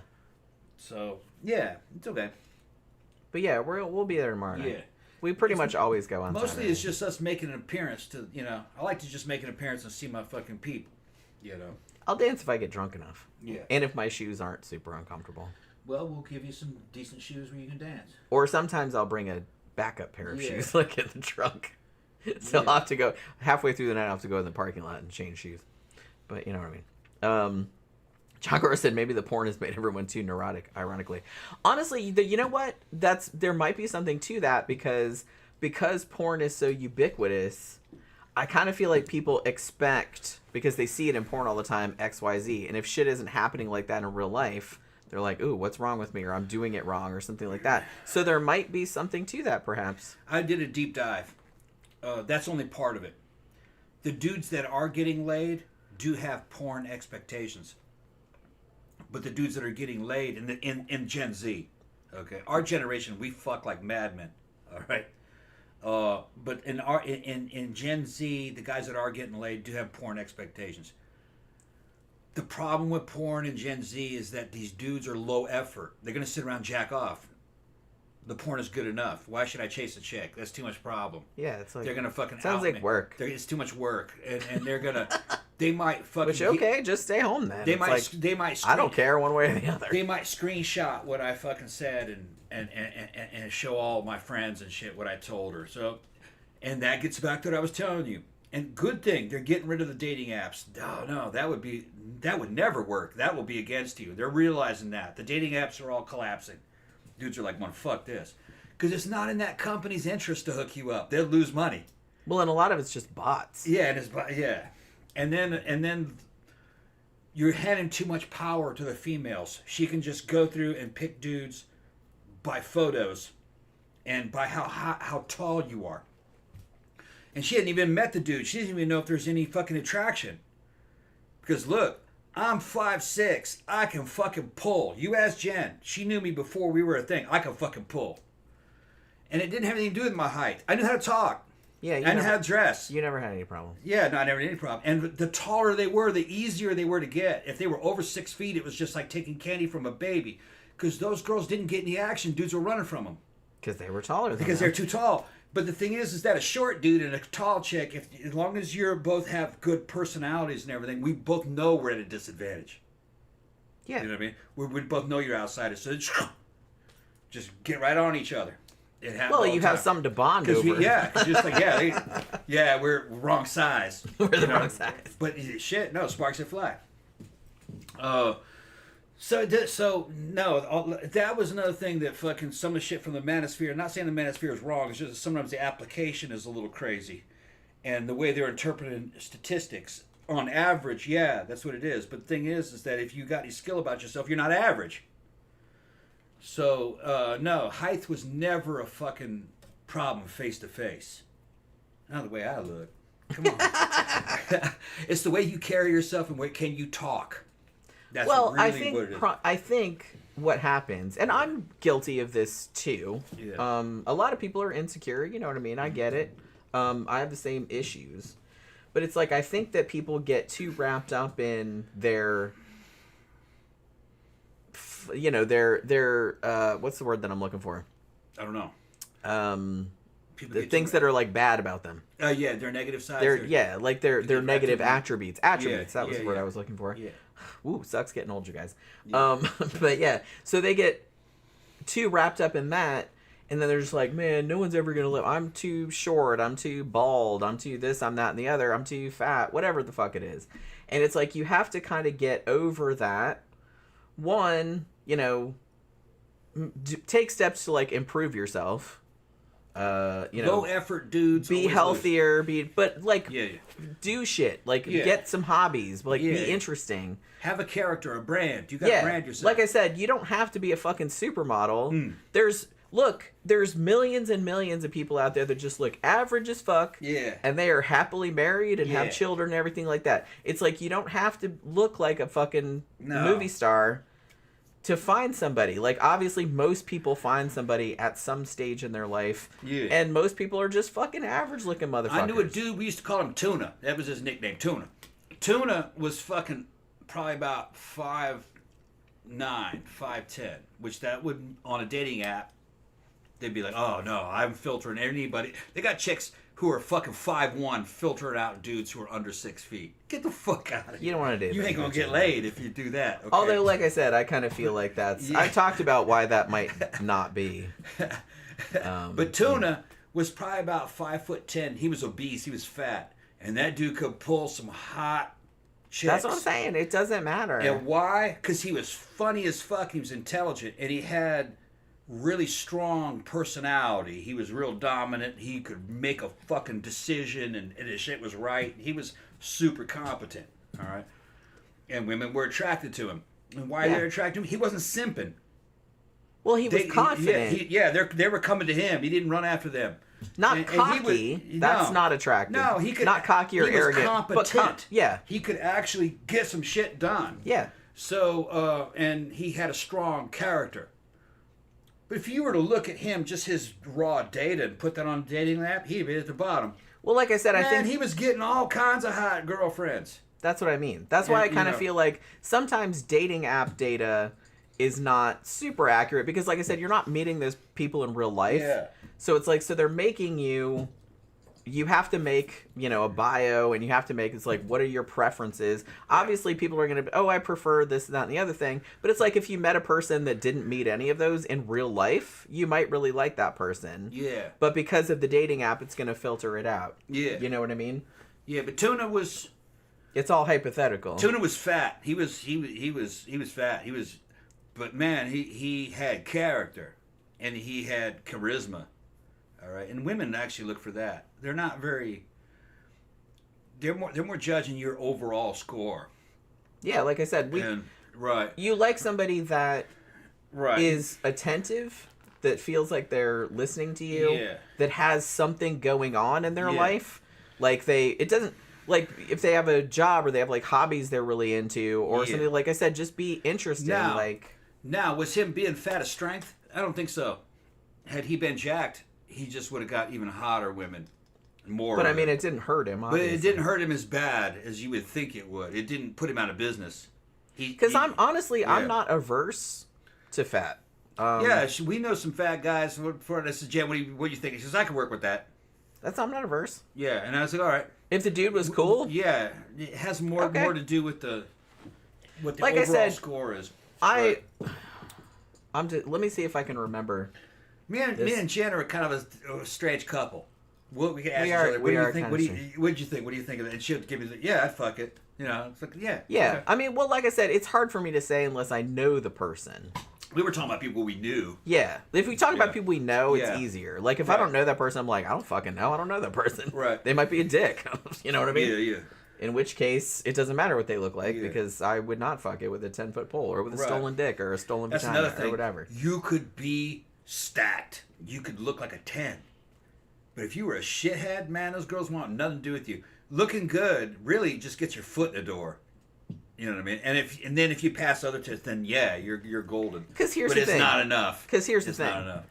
And I'm going to take that back. It's enough for very young girls who are kind of dumb. Yeah. Once they're out of their 30s, their requirements go up. You're going to have to be reliable. You're going to have to be a good person. You're going to have to... Well, you got to be part of a team. We got to work together. So it's just kind of like... If the dude is a fucking sociopath and he's, fucking you, but he's also fucking all your friends and shit. Yeah, and you can't trust him. He's making you fucking foot the bill. He's not even paying for anything. No one wants that. Yeah, you this ain't gonna work. No one wants that, especially if he knocks you up and leaves you with a bunch of kids. And right? Yeah. Because you're gonna get stuck with him. And that's the story of the hood and the trailer park. I mean, it happens a lot. It happens a lot because dudes don't have any. They don't. A dude will get away with whatever you let him to get away with. Yeah, so don't let him get away with shit. Yeah. That's my advice to younger women. Don't let him get away with shit. Well, if he's a bad dude, but he'll get away with anything. Yeah. Don't let him get away with shit. I'm just saying. But Parker's going fat. Yeah, Dave Parker's fat. You got fucking health problems though. You know what I mean? Well, what was I gonna say? I was gonna say okay, for example, just hypothetically. Yeah. Sometimes we'll be at mannequins. We haven't been in mannequins in a while, but you go to mannequins. And at that place, every now and then, well, not every now and then, pretty often, you get kind of groups of your frat bro types, which I don't really like. They all, like I said, they all look the same to me. It's all like a faceless mass. Yeah. But they'll come in, and some of them, if you were inclined toward that, which I'm not, some of them could say, they were good looking or jacked or they were in good shape or whatever. But the second they come in there with that body language. Yeah. I own this bitch, and it's wee, that kind of shit. I'm just like, I just want to kick that dude right in the fucking nuts. Well, that's not the woo is not the I own this bitch fucking body language anyway. That is actually kind of a beta. Well, it is. They're very insecure. Yeah. Oh, fucking look at me. Look at me. I'm in a place where I really shouldn't be. At this Attention point. whoring is always unattractive. Isn't this special? I'm not really used to this. This is Attention whoring is also it's always unattractive. I don't care. My high school friends. I don't care who does it. Grapter's Hammer's in here. He says, yeah, he will testify that back in high school we were all smashing. Yeah, Gen X was fucking. We were good. We were hooked up. And it's not just me, man. Fucking experts coming out of fucking the Ivy League talk about Gen X. Going, yeah, they were very good with social skills. Well, our parents were boomers and kind of left us to our own devices since we were children. Yeah. And my parents were cool. I'm not picking on my parents, but largely they were just kind of like, yeah, go away. When we go to clubs, so we were just like on our own, like most of the time. When we go to clubs and interact with Gen X, everything is so smooth and so easy because we know what we're thinking and we know our ways, and we were kind of, it was just cool, you know what I mean? Like, you know, fucking think of that, you know, fucking with every Gen X person we know, fucking is just like the harmony of Gen X. Yeah. Because we're like, these fuckers. Well, we all kind of grew up in the same. Well, and like I said, it's different because we're all in the goth scene too. So it's like, that's true. So they all kind of grew up in the same shit that but we. But even non-goth Gen X, look at fucking Bill Rivera. He was a jock, Gen X, and fucking it was just like, we did, It was just like a bunch of gangsters. Like I said, most of our parents were boomers. Yeah. And they didn't really give a crap about. They were just like, go outside and play all day. They didn't really care where we were. So a lot of times you were just running around all day just on your own. We were a good mix because we remember what it was like before internet and social media, but then we also grew up with social media and internet. So we kind of had I think it's good that part of it right I think it's good that we straddled both worlds because I all through high school we had computers. Like I started using a computer when I was 8, like probably in like 1980 or 1981. But obviously no internet or anything like that. But as soon as I was I graduated from high school in 1990, and only a couple years after that, that's when the internet started to take off, and we got in on, pretty much the ground floor of that. So we were kind of, like I said, we kind of straddled both worlds. We didn't grow up with social media, but we kind of adapted to it because we were still young enough to adapt to it. So, I mean, I'm still glad that we didn't have that when I was younger. But I wouldn't have wanted to grow up with social media. Yeah, it'd be weird. And I mean, people that grow up with it, it's like they don't know any different, so it's like it's not weird to them. No, the situation they're growing up in evidently is kind of like 1984, where Big Brother's watching you because they're reporting on each other and ratting each other out to their friend groups constantly, and they have fucking text to prove it, and photographs and videos to prove it. Well, that's your own dumbass, telling people shit that you don't. Yeah, well, they're sexting You can each save other. that forever. Well, because they didn't have face-to-face skills, so what they do is they flirt online, and then they fucking send fucking sexy fucking selfies and shit, and then they show it to all their friends, and then they make fun of them, and don't do that. Everything's got to be face-to-face. And if they pull a phone out, you fucking grab that phone. You don't fucking record me. Unless you're going to sell it. Like with me and Jen, we will sell some porn, but don't record. Although he'll show photos of me, to people. Yeah. Yeah, but they're all flattering photos of your booty, though, and shit like that. Last week, a matter of fact. Yeah. Not today, because you were at the biker bar Mostly showing it to other girls, though. Yeah. Yeah. Last week... Did we say this on the show last week? I don't know. You went to the biker bar last week. Yeah. And you showed Amy, flashing her tits. And then I said... Yeah. And then she said, okay, your turn. She was flashing tits to you, yeah. And I said, okay. Yeah. So and then I showed her some videos of fucking you blowing me. She goes, that's so hot. You got a nice curvature right there. Yeah. That was so funny. Yeah. That was so funny. Fucking Amy. Amy's my bartender. Yeah, I gotta pee. Yeah. Ooh. Amy fucking protects me from the other women.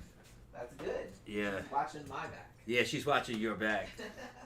They have these little biker type chicks. They're not really bikers themselves. They're like mamas. They're like hanger-ons. Fucking people. single women in their 50s and 40s that are trying to dive into shit, and they're the older generation, but very country, very... Anyway, one of them will be over there and fucking, and then later on she'll leave and fucking Amy go like, that bitch, see her? And he's like, yeah. And I'll see her leave and she goes, she tried to buy you 5 drinks. I was like, what? She goes, yeah, she kept trying to buy you drinks.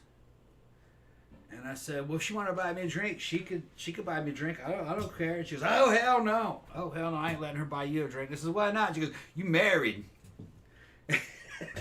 I said, that doesn't mean anything. I ain't gonna fucking do it. He's like, because if she buys you a drink, next thing you know, she's gonna be over here talking to you and hanging. I ain't having for all that. I ain't having all that. I was like, oh, all right, okay. I was just thinking of it in terms of just a free drink. But Amy was like, oh no, she'll be over here talking to you, and I ain't having that. I was like, oh, all right. He was at the bar today, he told me. Yeah. And his friend Meg was there. Yeah, Meg. Meg's a biker female. She's got a bike. Yeah. We might take her to the club. Yeah. Not tomorrow night, because I don't think she'd dig Memento, but she probably like the 80s night. So we might, because she just lives right up the street from us. She's a DJ. She's a DJ, too. But she was there today, and Tom's like, man, and she was pretty hammered when I got there, and like, she just got divorced or broke up with her boyfriend or something, like, not too long ago. And, so he's like, man, there was like all these dudes fucking, hitting on her and everything like that. And somebody said, it's like, yeah, most of those dudes are married or some shit like that. It's like, she said to one of them, I have to ask Tom what like exactly she said, but he told me. But he's like, she was like, yeah, fuck your wife or whatever. She said, I don't know if she was making out with the dude or whatever. And then she points at Tom and says, don't fuck his wife though, because his wife is hot and she would probably kick my ass. And I was like, he usually takes his tablet to the bar so he can message me when he gets there. Like, so I made sure that he gets there. Okay. And he forgot it. So I got a message from her. And she was like, Tom told me to send you a message and say that he got here okay. Because he forgot his tablet. And I was like, well, thank you for messaging me. So, that's nice. Somebody's kind of looking out for him at the biker bar. John Allen says, you guys should be more popular than you are. You're talented and have great chemistry. Well, thank you very much. I know you said that a long time ago, but I forgot that. I didn't see it. Go ahead. John Allen said, you guys should be more popular than you are. You're talented and have great chemistry. Oh, well, thank you. I think algorithms and what we say, and we kind of get censored, I think, a little bit, because we talk about serial killers. You know what, though? And then we do a lot of cursing and shit. And I don't know. We'll actually say the word rape. And a lot of other channels will fucking they won't even say that Although word. I will say, I don't know if this is true across the board. I have noticed that the restrictions or whatever they are have loosened up considerably because... All right. Remember we did a show about female Nazi guards. We did a show about like serial killers, rapists, like cutting off tits and stuff like that. Not demonetized. Nothing. Maybe the AI is better. Because they know, that's what I'm saying. It's like the subject. Hardly anything gets demonetized anymore. It's maybe because now the AI knows the subject of what we're talking about. Because for a while, a lot of shit about, particularly about serial killers, like really egregious ones, would get demonetized. But I don't remember the last time we had something demonetized. Yeah. Even when I thought something was going to get to it, because I'm like, wow, this is real fucked up. It's going to get, but it didn't. Censorship is childish and ridiculous. I saw the data. I'm not agreeing with this, but I'm just saying this is what's actually happening. Children between the ages of like 10 and 14 are watching porn. Lots of it. Yeah, that's... So how is what we are saying? How are we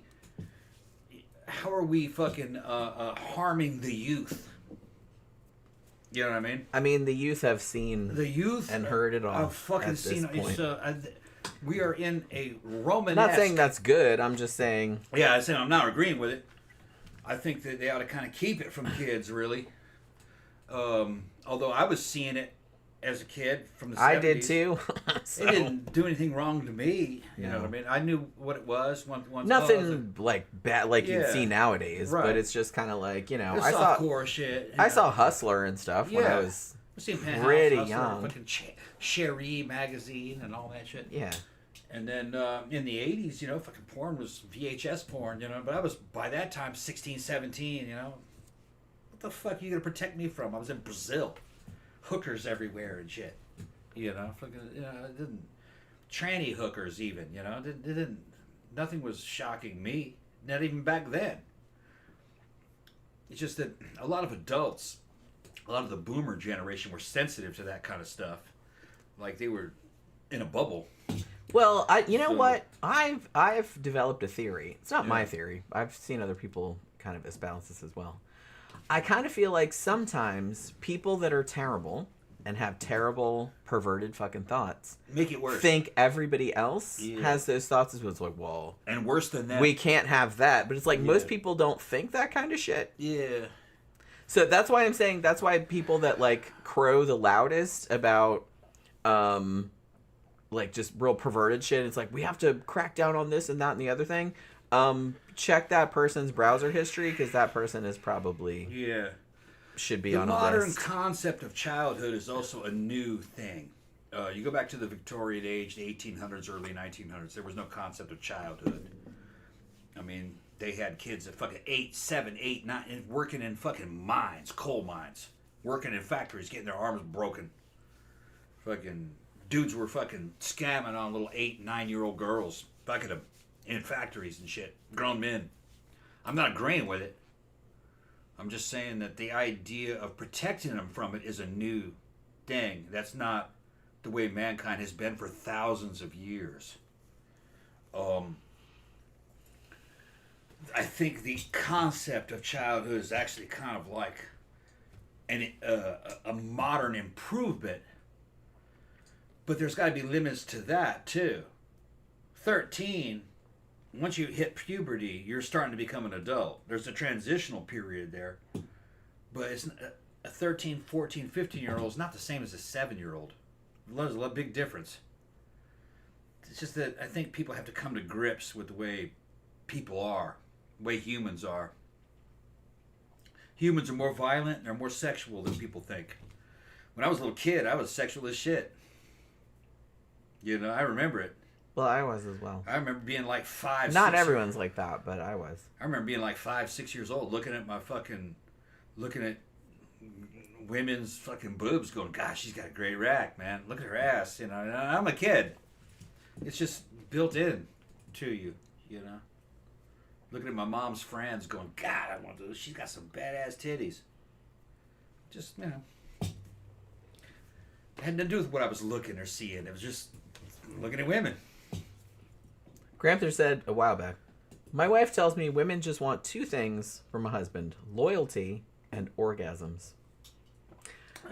She's not wrong. Loyalty, it's more than that. Yeah, but that's a good line, though. Yeah. That's 2 big things. That's 2 big things. Women like collaboration.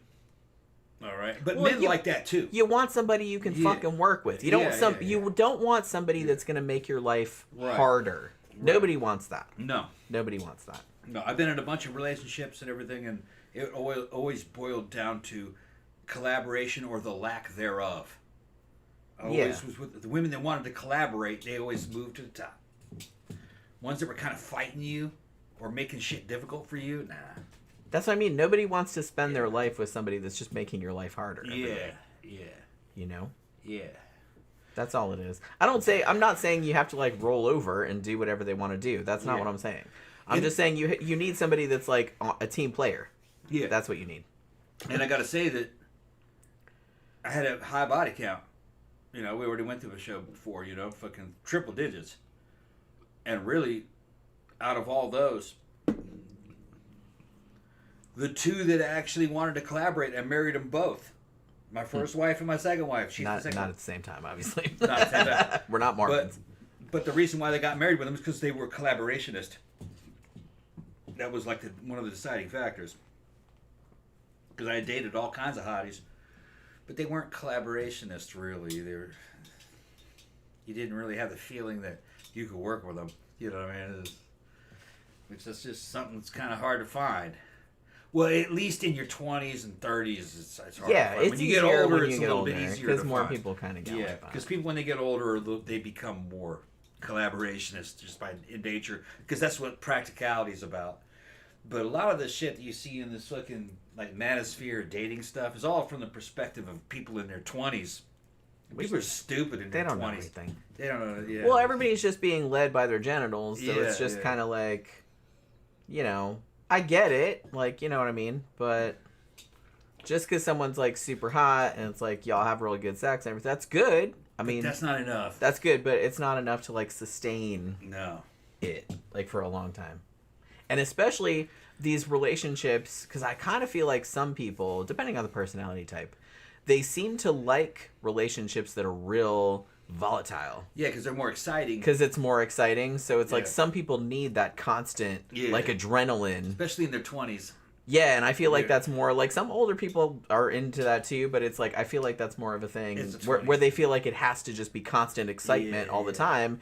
And it's like, and it's not really, I mean, most of your life is not fucking an action movie. Yeah. You know what I mean? It's just doing regular shit.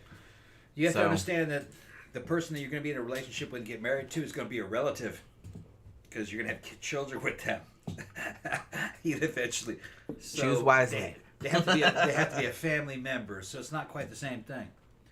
But I mean, not in a weird way, but you know, I say what you're saying. They're in the same family. Yeah. It's a mother and father. Yeah. That's the same family with the kids.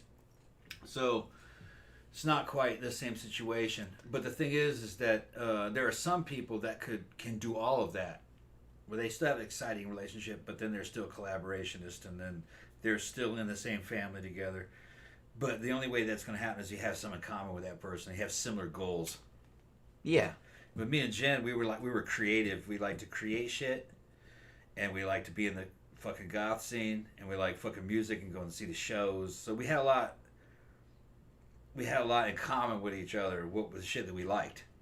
Yeah. So that's really important. That was important too. You don't have to have everything in common. Like obviously, you can have different interests. Like he has different interests than me. I have different interests than him.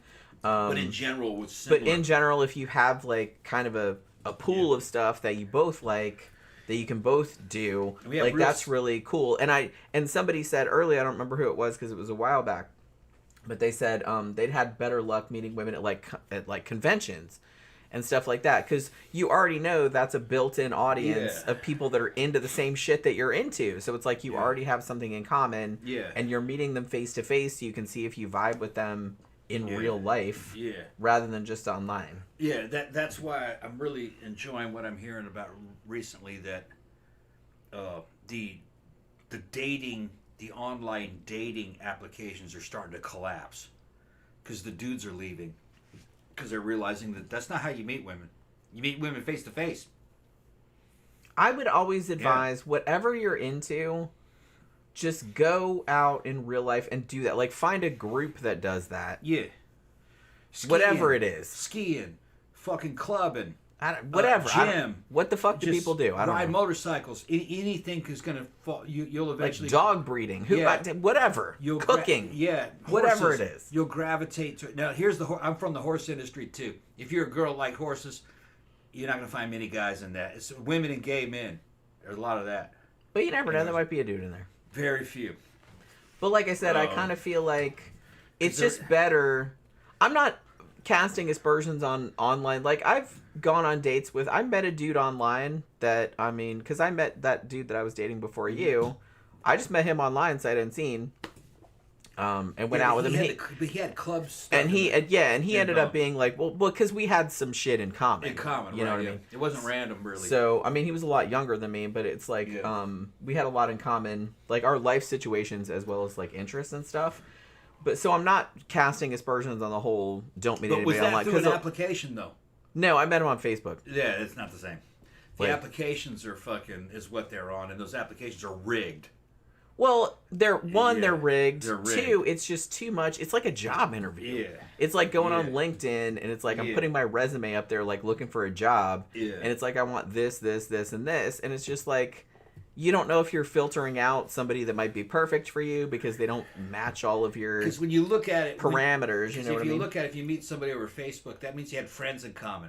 which means that they're part of your extended social group. Yeah, he was like he didn't really come to the club all the time. That's not random. But he was friends of friends of mine. So he was like in an adjacent... Right. He was more in the burlesque stripper scene. But that's also... Because he worked for a company that his mom related to our scene, owned a company that made burlesque and stripper clothes. Yeah, but that's related to us because goth girls do burlesque. Right. So it's like, so that's how we ended up meeting, because like we had a lot of friends in common, even though I'd never met him in person. The problem with the dating apps, you have dudes that are just generic, trying to meet other women who are kind of generic. Who are also generic. But there's different kinds of genericness, and it doesn't really matter. You got to have similar interests. Like I said, maybe it's easier for us. Yeah, and you can't be like, well, I like video games. Because women don't really Everybody likes video games. Yeah, and the women that like video games a lot of times online are doing that to try to meet dudes. They don't really like the video games. I don't know, a lot of women like video games. It's about half and half, actually. Think so? Mm-hmm. Well, I don't know if that's enough, because I don't think that's a scene. That's not a social scene. I don't know if I'd call it a social scene. You don't go out to a place to do No, video well, games yeah, because, I mean, by together. definition, it's a pretty isolated hobby. Yeah, that's something you do at home. But I don't want to play into the whole manosphere thing of like, oh, girl gamers and they're all fake and all this kind of shit. A lot of them are. But no, I don't think there's as much of that. Well, why do they have OnlyFans? Dudes, you know. Most of the fucking real. No. I'm not saying there's not faking going on. Yeah, I'm just saying I don't think it's as common as like a lot of dudes. The like top ones are fake because they have the OnlyFans and they're fucking super hot, and they're never gonna fuck those dudes that are talking to them. They're just not. Okay. Yeah, but She's I mean, like a 9 and that doesn't mean that they still don't like gaming. It's just that they're leveraging that into making money. But we know that industry. Chances they spend most of their time taking photos, running. Well, yeah, that does take videos and shit. Probably not doing video games. Going out with their boyfriend mostly is what they're doing. Because those girls that do that shit are not single. That's another thing that you sips fucking don't understand. Those girls that do that shit for a living have boyfriends, or they're married sometimes. Because it's a business. Fucking, they're trying to make $100,000 a year on the internet. Wow, that'd be nice. You know, fucking, but maybe I should go fake being a gamer. Because I'm not a gamer. But you faking being a gamer, and you got to fake being single, and you got to fake a bunch of shit. I'm not good at faking stuff. You got to fake being single. Yeah, sounds like a lot of work. Yeah, that's too much work. I'm too low effort to fake being something I'm not. Which I guess is a good thing. I know people in the porn and escort industry. All right. And a lot of these girls that are in porn also escort, and a lot of those escorts and porn stars are also married, but they're not going to let you know. They're married and have kids. It's bizarre. I mean, I'm going to say to a lesser extent. Yeah. I don't see this as much anymore because it's usually like a gamer, like more a gamer thing. But for a while, there was a thing that like chicks that were into horror movies that had channels about horror movies and stuff would get a lot of comments about how she's not really into horror, she's faking it, especially if she was good looking. Yeah. So it's the same kind of thing. It's pretty toxic, honestly. Because there are a lot of chicks out there, like me, who do actually really like horror and know a lot about horror. And if they're good looking, that doesn't necessarily mean that they don't know that or they're just faking it. I think when you look at a situation like that, you got some cute celebrity level chick. She's got all kinds of social media and channels going on about horror, and she's got a shit ton of followers. She's a pro. She probably does like horror. But here's the thing. She's not available. Well, she's not available. She's got a boyfriend. She might be married. But that's not going to be in the public sphere because she'll lose all those fucking subs. Well, yeah, and rock stars did the same thing forever. A lot of those rock stars were fucking married. And it's like any normal person would know. It's like you don't have a fucking chance, obviously. Yeah, right, yeah. But they did like to maintain that illusion, like, ooh, maybe. Yeah. Right. Maybe you do. But it's like, I don't know. It's like I said, I don't really like. I understand why they do it. I don't begrudge anybody. I don't like outright lying or like misrepresenting what you are. That's fucked up. But if you're just kind of like trying to make money and you're just, you know, maybe like I said, you really are into gaming But yeah, maybe you have a boyfriend or this or that and the other, and you're just like, well, I'm just not going to say that because like, and then all these simpy dudes like won't send me money. I get that. That's fine. Like I said, everybody's going to make money somehow. And honestly, dudes that really think that chick is going to give them the time of day are kind of asking for it, honestly. Kind of asking to be fleeced. I don't really... I think deep down a lot of dudes probably know that chick would never give them the time of day. You know what I mean? But like I said, it's less, but I saw it years ago in the horror community because a lot of dudes did not really like that there were women that were into horror and had channels about it. And like I said, especially if they were good, like they didn't really care if they weren't good looking. But if they were, like a lot of them got like a lot of comments about it. You know what I mean? Like they didn't really know this and that, or they'd be like, well, actually, blah blah blah. Like they would get off on like correcting them and shit like that. That right there is squirt. You tell me. I thought it was good. Squirt. Doesn't smell like squirt. You should know. I should. Yeah. It doesn't taste like a lot of any. It kind of tastes similar to the grapefruit. Yeah. It's not as quite as. It's not piquant. As bitter. It's not as bitter.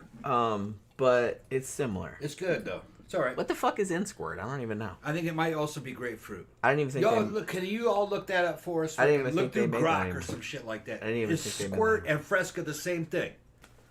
We looked for a 2-liter of Fresca. They didn't have. They did have cans of Fresca. Yeah. And they had it in little bottles, but they didn't have a big. I don't think I've ever seen a 2-liter of. Fresca seems to be a little more bitter, more grapefruity. That is not quite as grapefruity. That's a little more lemony, I think. A long time ago, American Military 100 asked me, in your opinion, what is the quintessential Giallo film? Ooh. That's Jen's fucking expertise there. I would probably say... Probably Deep Red or Profondo Rosso, if you want to be Italian about it. But I don't know. I'm going to... You know what? Bird with a Crystal Plumage. I'm going to say this. There was a Giallo that was an American copy of a Giallo that I grew up with watching that I love. It's called Alice, Sweet Alice. That's a Giallo, but it's an American copy of a Giallo. But it's so much like a Giallo, it almost seems like it's dubbed. I would also argue... I think that's a good one. That Don't Look Now, which was not an Italian movie, but it was shot in Italy, was also kind of a Giallo. Sort of. But, I don't know, there's a lot of... And the cool thing is that a lot of people have made, like, modern Giallos. There are two brothers, I think they're Argentinian, I want to say. And they've made, like, modern Giallos, which are actually really good. I think they were the same guys. They made one called Francesca, which I reviewed on my other channel. Or maybe on this channel, I can't remember. And they did a couple other ones. And did I say that I watched that... I don't remember if I mentioned this already. That I watched the Dario Argento movie Sleepless today. I saw it a long time ago. And I remembered it being okay. But it's like I couldn't remember. But yeah, so... It was better than I remember. I'll probably do a review of it. It was better than I remembered it being. That is also a Giallo movie. But honestly, I think Dario's last good Giallo was Opera, 1987. Sleepless was 2001. But it was better than I remembered it being. I remembered it being pretty good. But a lot of his stuff post mid-90s was not great, you know? And I love Dario Argento, so. But yeah, I mean, another one. Another good fucking Giallo movie, House with Laughing Windows, Pupi Avati. That was a really good one too. I really, really like that movie. If you haven't seen that one. Let me see. I saw something up here that I wanted to fucking comment on. So yeah, I got that. Yeah, Tigglytude says women hate low effort. It's the most unattractive quality in a man. You know what? I think you probably hit the nail on the head there. Yeah, low effort motherfuckers. It's whatever that means. Like, I can just look at a motherfucker and he's... Well, and it's not, like I said, it's not even physical. But, like, sometimes it manifests itself as that. Because a lot of dudes, if they're low effort, they're low effort with everything. You know what I mean? So they're sloppy and whatever. But even just, like, low efforts, like, bitch forgot my birthday. Or, you know, he didn't do this, that, and the other thing. Like, yeah, anything that is, like, that just says to the woman, this dude doesn't really care about me or doesn't think about me. Like, because he can't even be asked to, like, do just regular shit that a woman would do for their friend, you know what I mean? Then, yeah, you're going to have a bad time. So, anytime, anybody that doesn't put work in, yeah. And it doesn't have to be work, it's just effort. You know? That's another person. Knowing what their needs are. Chicks like dudes that are kind of put together. They're I don't want to say they're an act, but they're an item. Trying to give some examples. A good retro example would have been David Bowie. David Bowie always fucking, whenever he did something, he would fucking put effort into it. He was going to make a new album or a new video. And it wasn't just because he was on a video. That's the way he was. He wanted to be an actor. He put on a show. He was very... charismatic, and he was an actor and an artist, and I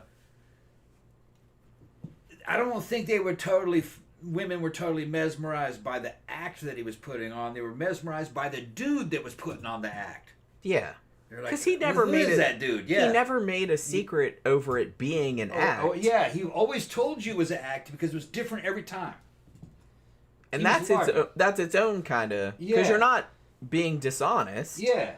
You're playing a role, but you're telling everyone that you're playing a role. He'd rename himself Ziggy Stardust, or then you'd see him, he's the Thin White Duke. Or yeah, with like different outfits. That's cool. Yeah, he'd have different outfits and shit every time, you know? Just, you're like, who is this dude? Intriguing. He was a guy who wanted to be an actor, but ended up being a rock star. And then he was a good actor, too. But then later on, he ended up being an actor. Can I recommend the Linguini incident, if you haven't seen it? That was David Bowie and Rosanna Arquette. He was also good in the one where he played Tesla.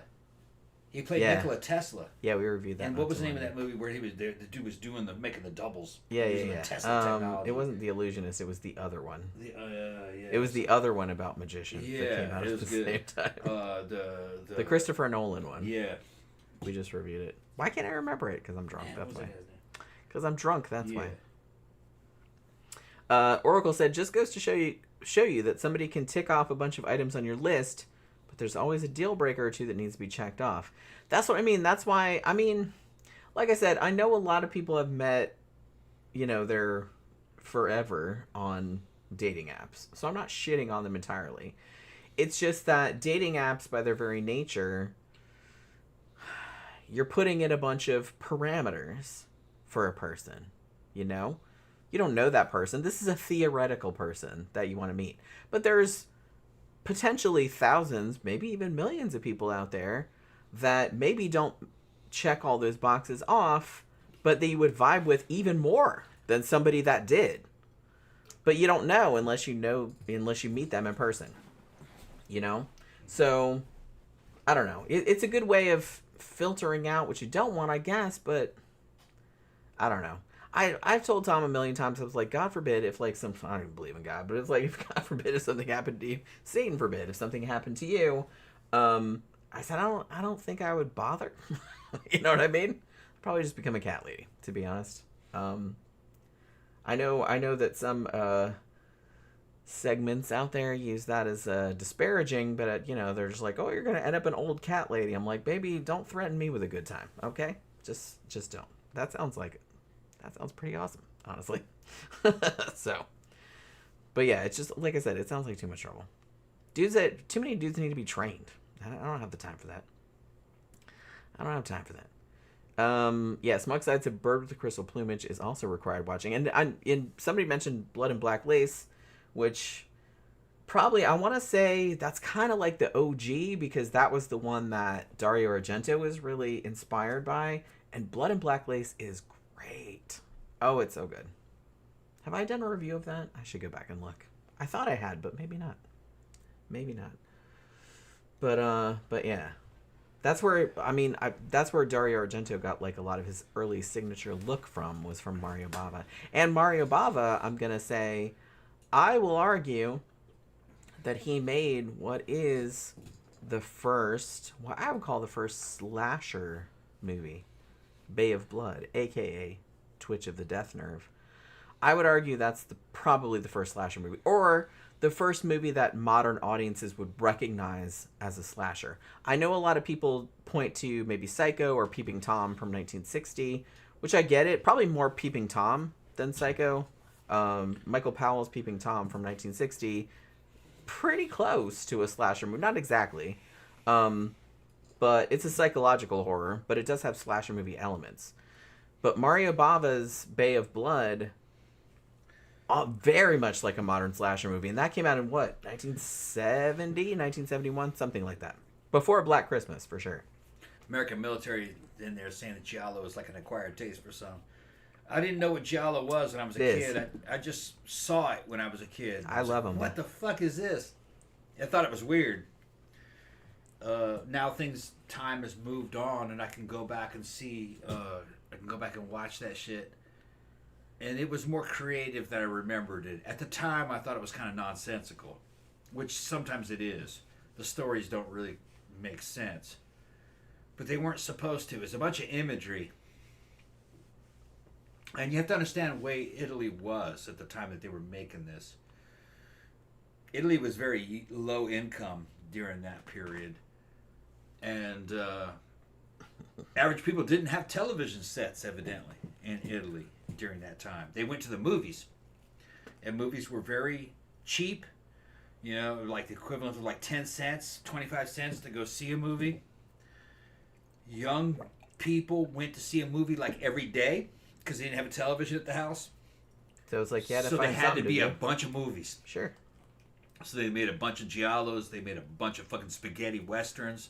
They made a bunch of romance movies. They just made, and their version of theater, or cinema, as we talk about, their version of cinema was kind of like television for them, because they didn't really have television sets.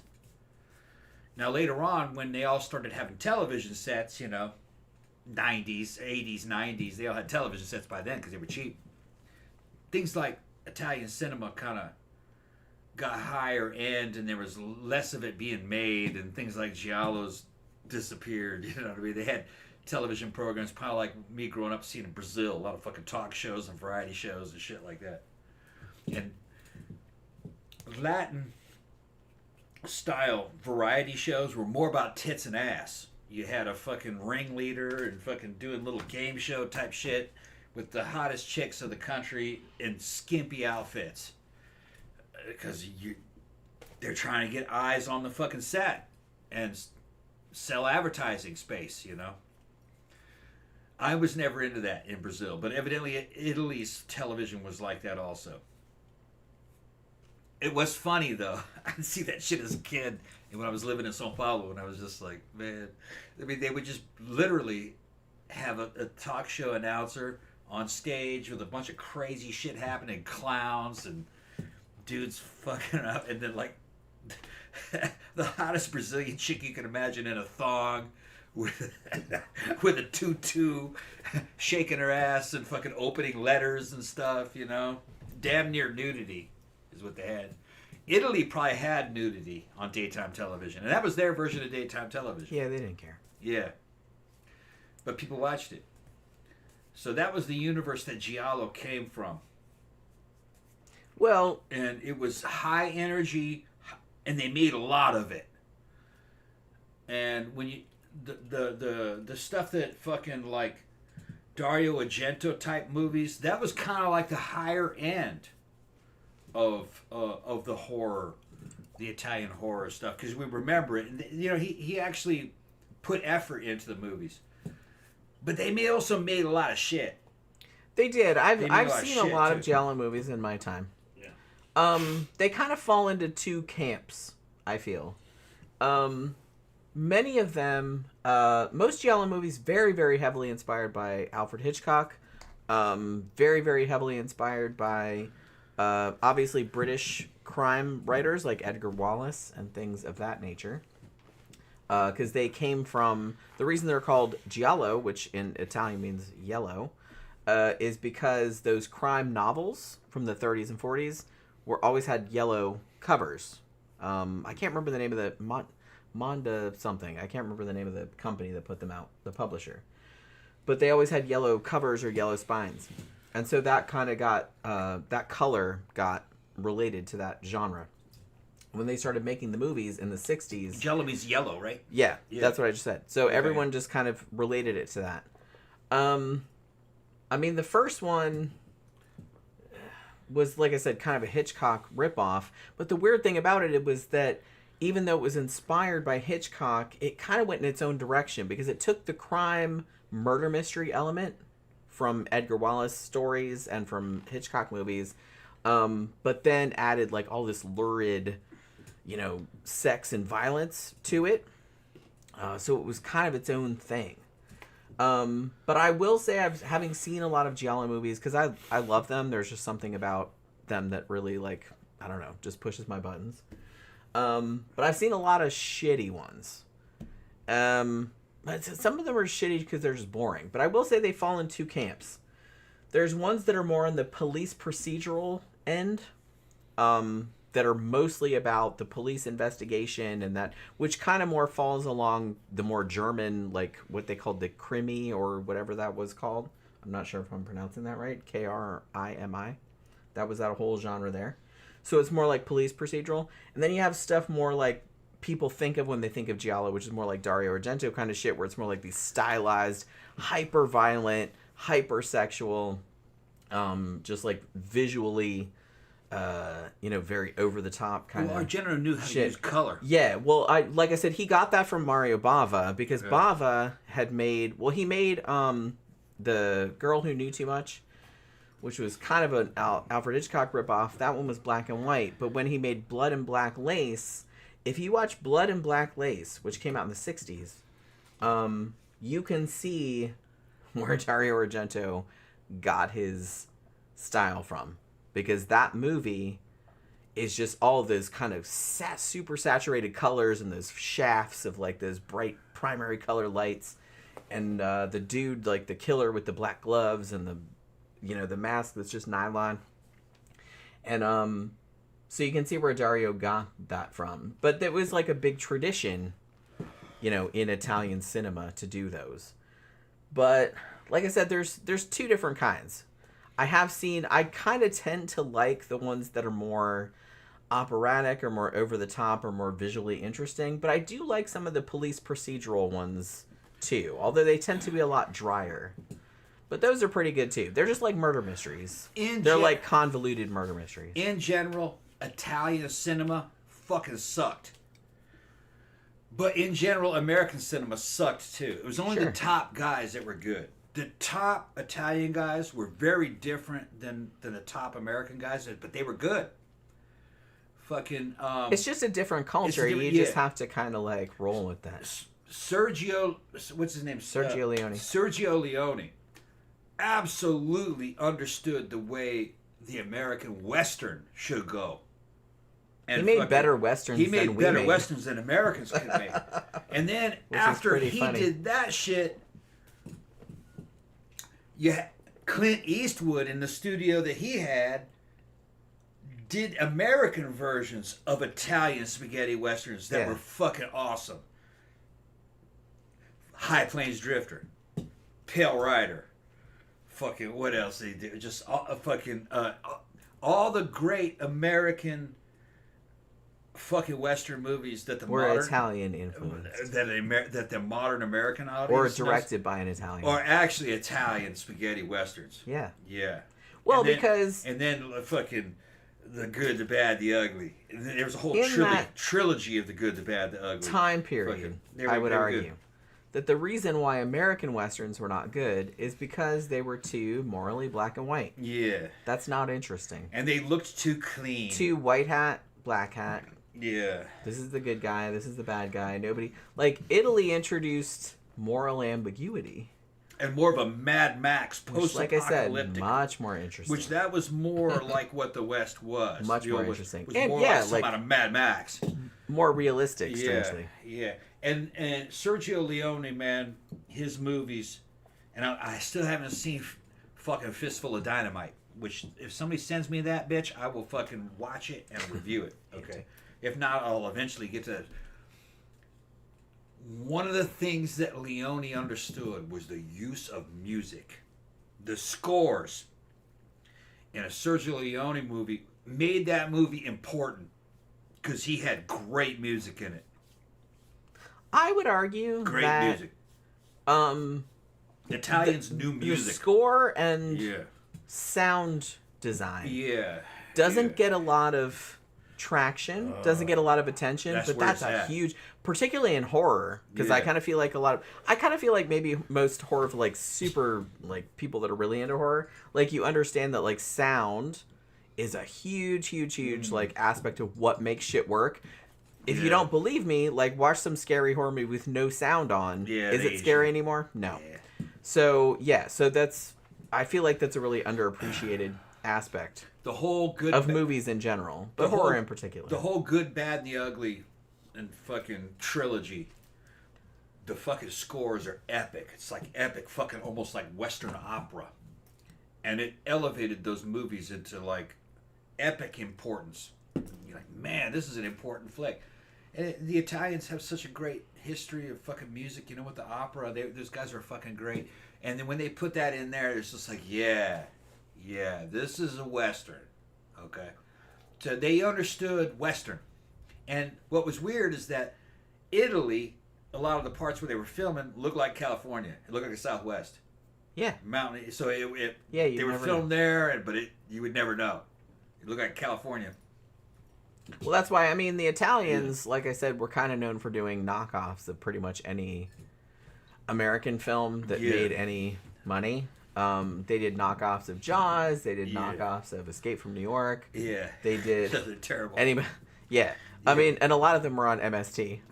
Yeah, that's something I want to point out. They're pretty entertaining, though. In general, spaghetti westerns fucking sucked. Most spaghetti westerns...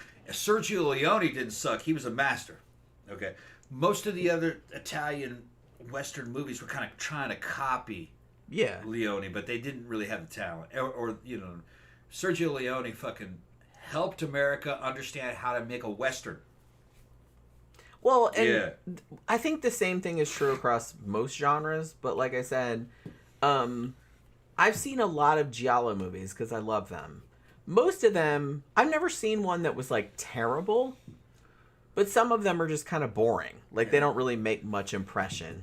You know what I mean? So I can see how Dario Argento, when he came along with, you know, Bird with the Crystal Plumage, that one, if you see Bird with the Crystal Plumage, which was his first movie, that was 1971, I think, that was, like, a huge step up. But a lot of them are good. They're all watchable.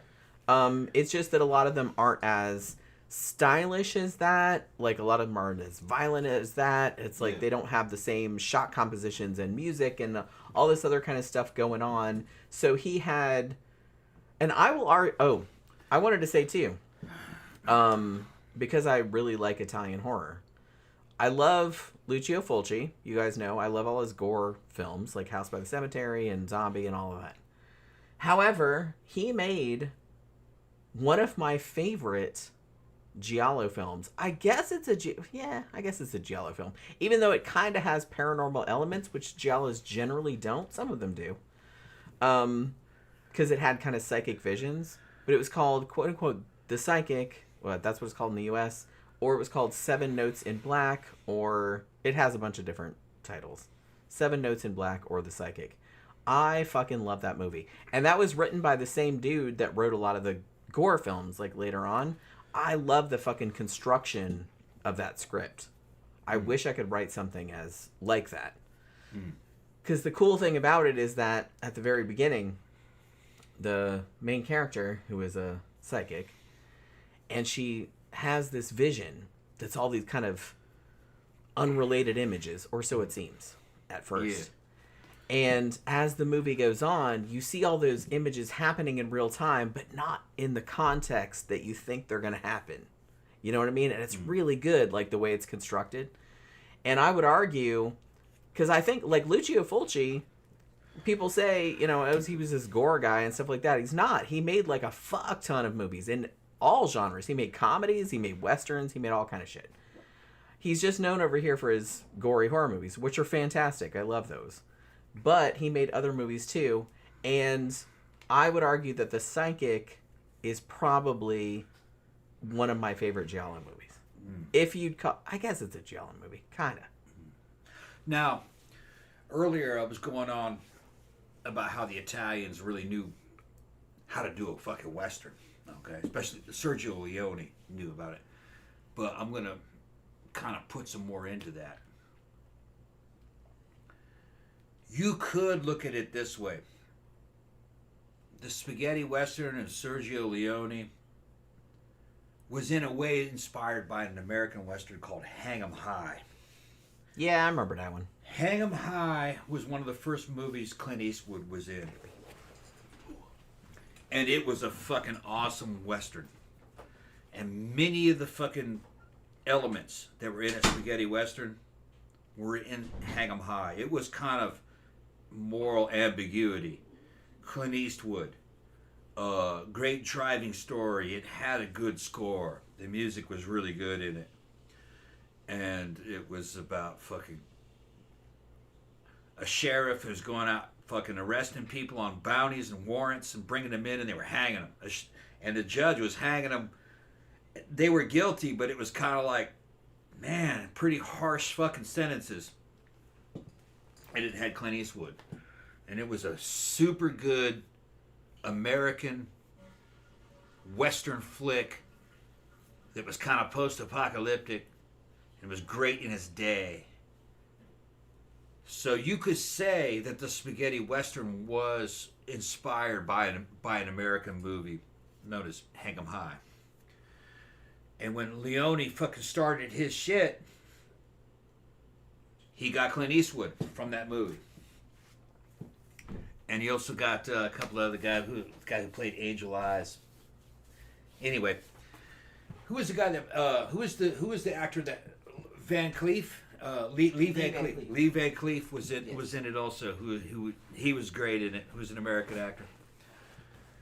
Now later on,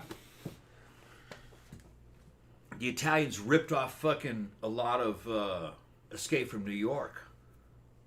But if you analyze Escape from New York, which also had Lee Van Cleef in it, all right.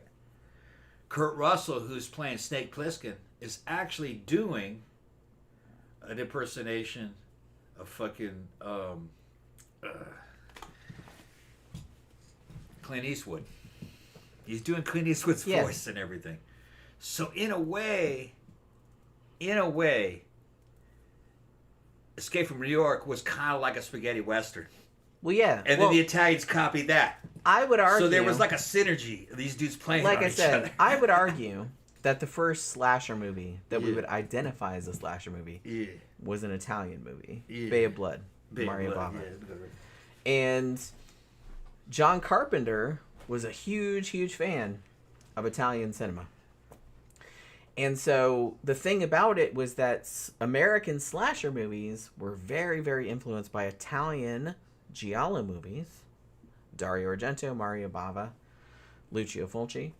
And they wanted to make their own, they wanted to do their own spin on it. But then the thing about it was that we started making slasher movies, or those kind of movies, and then they started copying those.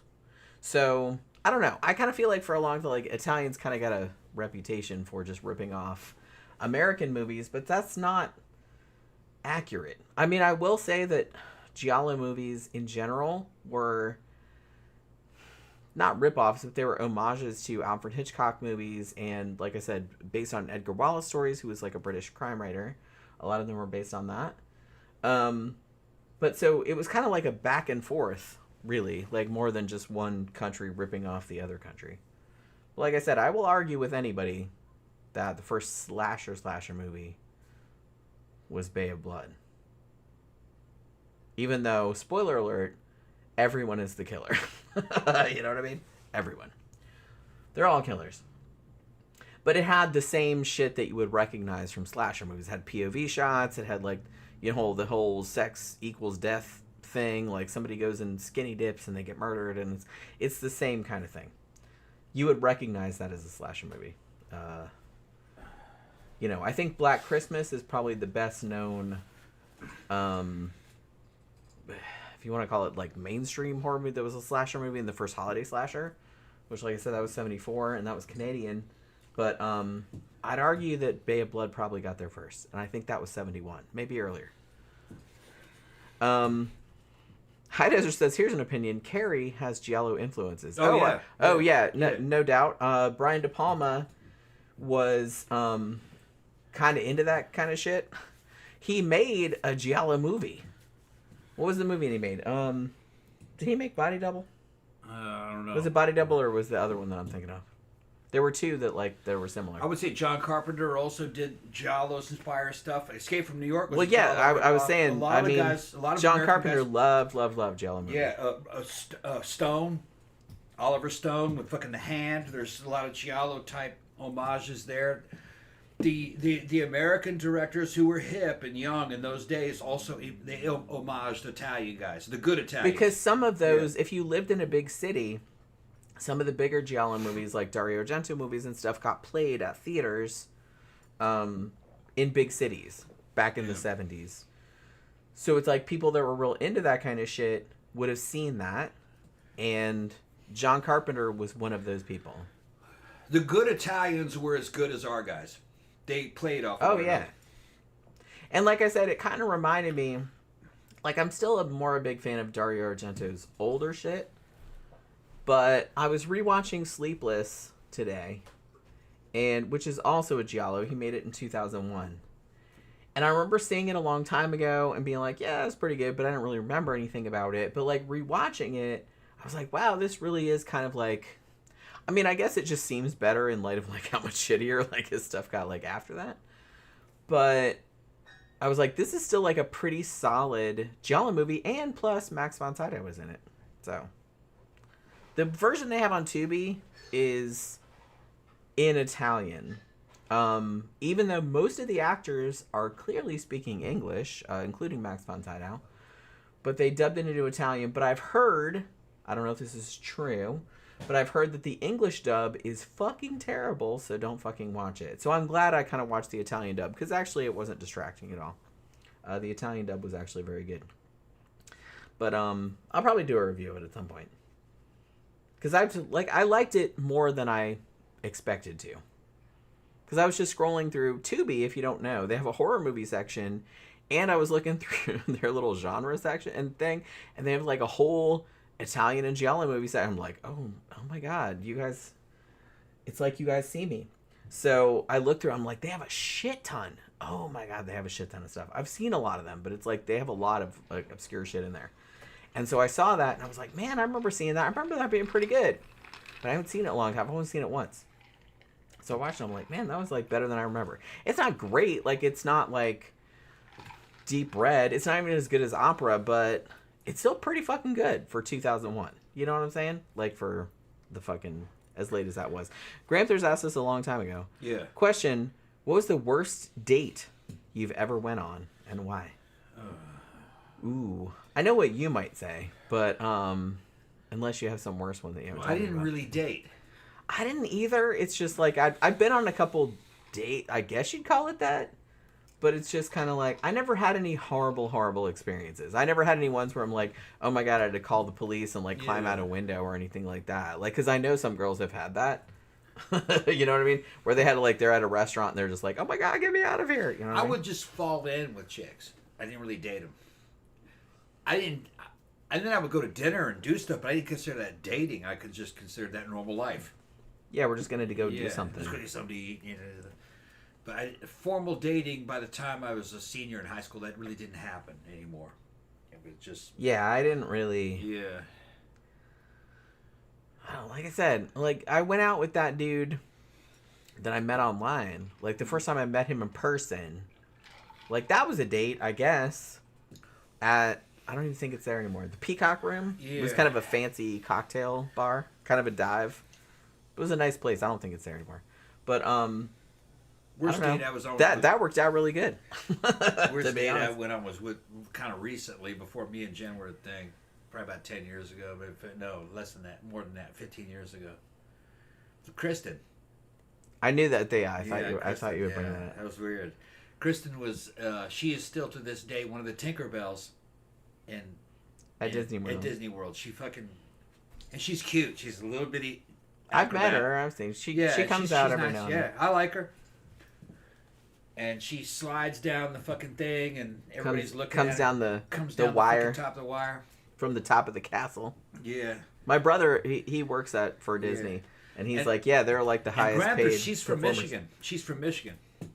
She's like a 4'9" or 10 and a little. Yeah, she's a tiny. The people they hire to play Tinkerbell are tiny girls. And she's a little, girls. And she's an acrobat. She can do all kinds of stuff. She can get inside of little rings, and it looks like something out of fucking Cirque du Soleil. She like that. And I was friends with her friend, who was a Mickey Mouse at Disney. Yeah, Tracy.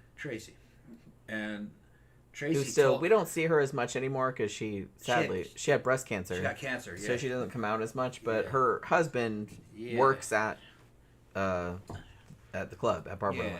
So Tracy said, "Look, Kristen wants to meet you, man. Wants to go on a date with you." And I said, "Okay." And she's like, "Where's she want to meet me?" And it was like a mall. She wanted to meet me at a mall. And I was like, "A mall? Okay." So it's a public place in case you're a murderer. But I knew her from the club. Yeah, I know. That was a weird thing. And I get there, and it was like a job interview. And I was just like, "This is really unnatural, man." And fucking left after it was over, and Tracy was like, "So how did it go?" And I was like, it was okay. You want to see her again? I was like, nah. And it wasn't being a dick. It was just like I felt very uncomfortable on a date. I felt like I was interviewing for some kind of job. A job for a boyfriend. And nobody likes job interviews. I fucking couldn't stand that shit. Now, over the years, that was a long time ago. Over the years, I've seen her fucking, I'm still friends with her. But it just, no. I don't roll like that. Like I said, if it doesn't happen naturally. Yeah. Right. It's a little weird if you're just like being, like I said, nobody likes job interviews, and it's like. And here's the thing: I don't think there's anything wrong with her. No, there's not. It could have worked out. Not that I know. It's just that was a bad situation. I do not recommend dating for anybody. It's not like formal dating. It's better just like natural. Yeah. And I was like, had she just hung out with me at the club and things happened naturally, maybe something could have happened. But that wasn't. She wanted a date. Yeah. And it just. No. That's not. We didn't. Like I said, we didn't really. Do that. No. Like I said, when I met you at first, I was married. Mm-hmm. You were single. Started hanging out. And we just started hanging out, but we didn't call it dates or nothing. No. We would go out with friends and go to get Japanese food and get sushi rolls and shit and drink and take pictures. Remember me and all his friends and shit. So there wasn't any kind of formalized job interview atmosphere. It was it wasn't like that. Right, yeah. Like, hey, I'm going here. You want to come? Right. Yeah, I'll come. And then, like, sometimes we had, like, some other people come, and sometimes not. Sometimes it was just me and him. But it's like it wasn't weird. The date thing was like a very artificial thing. I'm not into that. Kind of like made me feel uncomfortable, and I was just trying to get through it. And I felt like I was being judged for my performance, and I was just like, why am I being judged? And here's the thing, this is a nice girl that I know. Yeah. I don't recommend it. Don't go on a dates. Don't ask women to date. Don't go if a woman asks you to date, say nah. Like I said, honestly, that's one thing that's better about nowadays. People just want to hang out. That's better. Yeah. That's healthier. It's a lot better, yeah. Just hang out, watch movies, have snacks. I'd rather, let's say, hey, you want to go do some fucking mini golf or whatever? Let's go get some coffee and go to a movie or something like that. Like, don't make it a whole formal thing. That's weird. Yeah. and then like ask them questions. So what do you do for a living? That's like what's better is why don't you meet me at what you call it? We'll go dancing. Let's go to the club. Yeah, that's what I would usually. Hey, I'm going to a show. Yeah, do you want to go? Let's go to the concert. Right. Yeah. We're going to the club. You want to go? Right. Like this, that, and the other thing. Right. And then we would hang out at the club, so you could kind of. So you already knew that person, you know. So that just goes to show you, as an example. I could have easily gone out with Kristen. Kristen wanted to go out with me, but it didn't work because we went on a date. Don't do that. Too formal. Just hang out. Yeah. And see what happens. She was interested because she saw me at the club. But she should have just fucking hung out with me at the club. Yeah. Well, that's what I did. Right, yeah. That's what she did. And I wasn't calculating. Right, yeah, yeah. We just hung out. Right. And we liked each other, and we just kept hanging out we were more friends. and more. We became friends. Yeah. You know, and after a time, we were just kind of like hanging out all the time. Yeah, so I don't believe in dating in the way that not in a weird 1950s. That's 1950s shit. 60s. Yeah, come over for dinner with my parents. Yeah, oh God, that sounds like the worst fucking thing ever. Yeah, meet my parents. No, thank you. No, thank you. That's bound to be very, very awkward. Yeah. That's like old school shit. Squirt isn't bad, but it's not as good as Fresca. Yeah, it's good, but it doesn't have like the same. It's not tang. Yeah, it's not. I can't explain it. It's not dry enough. Yeah, I think that's what it is. It's gotta be. I don't even know what flavor it is. What flavor is that? I don't know. I think it's also. It's squirt flavored. I think it's also grapefruit. But I think it has a little more lemon in it. It does smell grapefruity. I think it's grapefruit. It's just not quite the same grapefruit. It's without the bitterness. It doesn't taste that different, at least mixed with vodka. Yeah. As the grapefruit soda from Publix. Yeah. There's a little something more yellow to it. Like a little, like mellow yellow. It tastes a little more like mellow. Randy's saying courting is even more fucking formal. Couldn't do it. Yeah, yeah. That's all bullshit. I don't really like anything that's like not natural human interaction. Yeah. That's why I don't like job interviews. I don't like anything that's like this formalized list of it's like, well, we're going to ask you this question and you're expected to give us this response. You know what I mean? It's like, I don't like anything like, look, we all know that's bullshit. Can we all just please be real here? My boy Zach is talking about he can't believe there isn't more Australian Westerns. Yeah, there should be because that situation was still happening. The only Western I can remember actually had an American guy in it. It was called Quigley Down Under, which was a good Western. Did that have Tom Selleck in it? Tom Selleck, but it did have an Australian guy as the bad guy. Well, Nick Cave has written a couple of Australian Westerns, one of which was called The Proposition, which was excellent. Yeah. And super violent. Yeah, because it was a similar type Nick thing. Cave. You could probably say that kind of shit was also happening in South Africa. Yeah, too. Similar. Yeah. Similar. But what was that? Yeah, I thought I heard something yelling out there. Make sure the cats are okay. Yeah. I heard a cat. I don't know if it was a cat or it was a kid outside. It was like it was like that kind of noise. So we always every time I hear a noise like that, I'm just like, oh my god, is the cats okay? You know what I mean? It's that. You okay? Are they all right? Yeah, I see Kitty's looking out the window. Oh, maybe they heard it too. Yeah. Wait, what the fuck was that? A kitty's in danger somewhere. They're checking. Full Metal Nosferatu says, Jenny, have you ever seen any of the Eurospy movies during the early days of Bond Mania? Instead of 007, they had 077. I have not seen any of those. I've heard of them, but I haven't seen any of those. You know. John Gora said, I liked Coogan's Bluff. It was Dirty Harry Light before Dirty Harry. Yeah, I remember that vaguely. Yeah, Body Double and Dress to Kill. Yeah, I think Dress to Kill was the one I was thinking of. Because I was going to say, yeah, Brian De Palma made some Giallo-esque movies, you know? And I think Dress to Kill was the one I was thinking of. The one with Michael Caine. Did we review that? Somebody look. Pretty sure we did. And I don't think it was that long ago either. Because I remember watching it not too long ago. Let's see. Full Metal Nosferatu said, I had to have dinner with my first prom date's parents. So awkward and nerve-wracking. See, I can't... I'm so fucking glad I never did any of that. What's that? Full-Metal Nosferatu said I had to have dinner with my first prom date's parents. Oh, so man. awkward and nerve-wracking. Yeah. I feel like that's such a boomer thing. Yeah. It's either boomer or boomer mentality. It's just kind of like, we have to see who's going out with our daughter.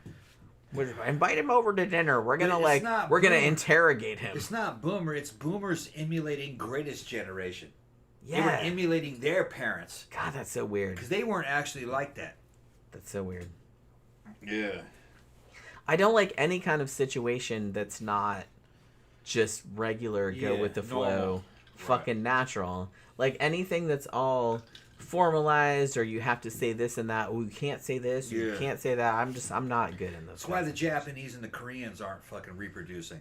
Because their whole fucking society's fucking like that. I lived in Korea. I can't be that way. Fucking, man, I just got to be like a sloppy you gotta fucking... chill the fuck out. In the modern world, you have to chill the fuck out. Things have to happen by natural means. Because the old ways, man, didn't work. They don't work today. Not in the fucking world of social media. And not in the world, man, I'll tell you all something that's going to happen. Artificial intelligence is going to replace a lot of fucking rich people. Doctors and lawyers, their shit's over. IT guys, they're gone. Because artificial intelligence can do all their jobs for a lot cheaper, faster, and better. I was fucking listening to a program of what fucking real artificial intelligence, like the expensive shit that MIT is doing. It doesn't even have to do biological experiments in petri dishes. It already knows what will happen. These things can make drugs. It can make fucking chemicals because it knows molecular structures. I mean, this shit's... And then once they put real AI into AI research, where you have AI making AI without humans involved in it, that shit's going to get real good real fast. Smart people will all be out of a job. The only people that will be working is plumbers and construction people and hookers. Because computers can't replace that.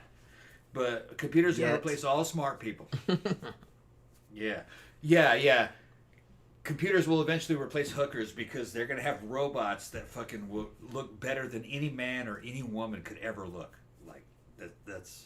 There's no point worrying. A friend of mine's working on that in France, making those sex dolls, and he's now doing animatronic faces. Did you hear that? Yeah, what that? What the fuck is that? Sounds like some kind of screaming animal, doesn't it? Is that the foxes? We have some foxes in our neighborhood. Like there's like 2 or 3 of them that run around every now and then. Is that them? I don't know. There's some kind of weird fucking noise. I don't see anything out there. The cats are looking out. It's not the foxes? It might be foxes. Maybe it's the foxes. We have some foxes. There's like a little family of foxes that live in this neighborhood. And they run around. Yeah.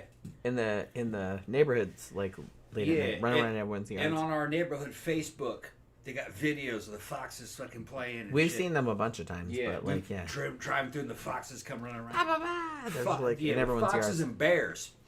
Well, that too. Yeah. Yeah, we've seen bears all day. Big black bears. We haven't seen as many bears in this neighborhood as in the old neighborhood. Right. But considerably more foxes, though. There are a lot of foxes. Full-Metal Nosferatu said it was 1992, the prom date thing. And I was interrogated about what I was going to do after graduation. I was only a junior, LOL. Yeah. And then Rienda says, I lived with my grandparents, and they came on a date with me once. It was annoying. Oh my God. And then she said, my first boyfriend and I had to sit in the living room with chaperones. It was so weird. Yeah, some weird Oh my shit. God. Like I said, so I was reading a thread today about, because like I said, I really like the subreddit, like boomers being fools. And people are like, why are boomers so fucking nosy? Like, they'll ask strangers, like, really personal questions. Yeah. Like, if they're pregnant, like, visibly pregnant, or have some, like, a scar or something. Ooh, what's that? Like, they'll grab you and be like, what's that about? Like, and, you know, people, like, said other things that, like, their boomers had said about them. And it's like, they thought that maybe, and I kind of subscribe to this also. Boomers come up from a culture, perhaps, that is hierarchical. Yeah. So it's just like they're kind of like, well, we have to know, you. like, where do you fall on the hierarchy? Can I treat you like crap, or are you above me, or whatever? So it's just kind of like they have to know like where you stand in the shit. Yeah. And so but I don't get this, and also I don't get this whole obsession with jobs. Yeah. Because there was another thread on there where it's like, why are they so obsessed about asking you about like your job and how many kids you have and all this other kind of crap? Because they do that too. But their it's just identities came from jobs. And a lot of people said that. It's Yeah. like that was their whole identity. Like they didn't have any identity other than that. Well, they would do those jobs their whole lives. Yeah, so it's just kind of, they don't understand like having hobbies or having like a personality like other than. Well, there wasn't another outlet. They didn't have social media to create things. So they don't understand that like other people don't really care about other. Good, and some like younger people came on and said, "Man, I've had friends for like years. I don't even know what their fucking job is because I don't care. Yeah, like we just like bond over like shit that we like music that we like, or video games we like, or whatever. And it's like I don't give a shit what their job is. It's boring. So it was it's like a boomer thing. So that was a really interesting thread to read. But I think that's like a different. And I'm old too. I'm like I'm 52. I'll be 53 soon. We're gonna be out of here soon. Y'all are just fucking like enjoying this as we're here. In fucking 20, 30 years, we'll be dead. Maybe sooner. Never know. Ain't that some shit?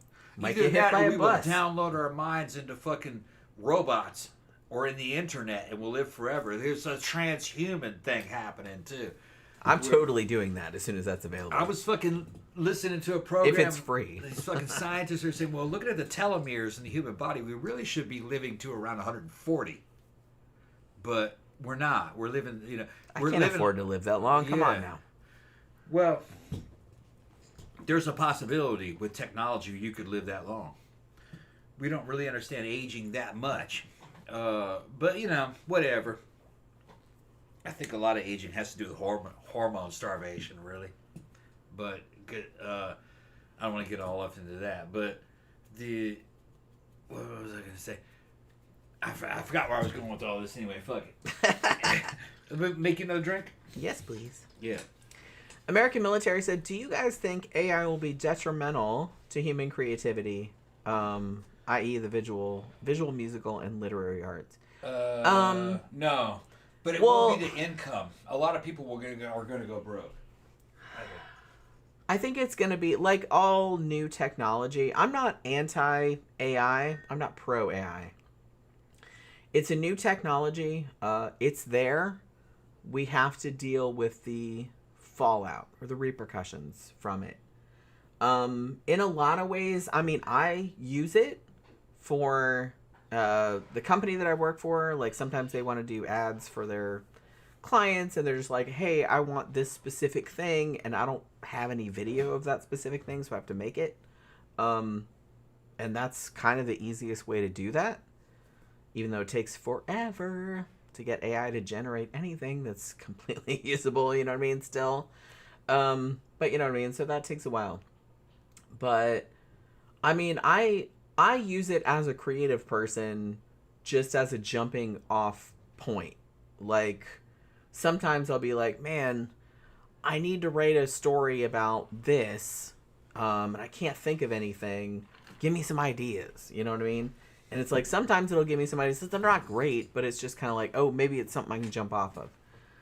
So it's good for that.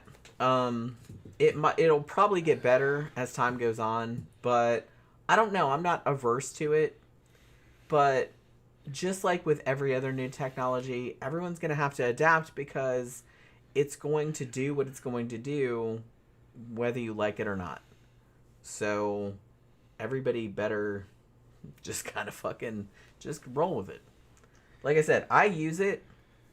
I don't use it to like write whole shit or anything like that, but sometimes it gives me ideas or it'll spin off like a little video for some design that I'm using that I can't get any other way if I need something specific.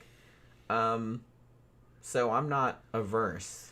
The cutting edge in artificial intelligence is on Grok, but the Grok that you pay for is like $300 a month. And it asks you for access to all your online information. so it knows everything about you. And then you talk to it, and it's your assistant, like your secretary and your promoter. And you say, look, I want to make more money. I'm trying to do this and that. And it goes out and finds more jobs for you.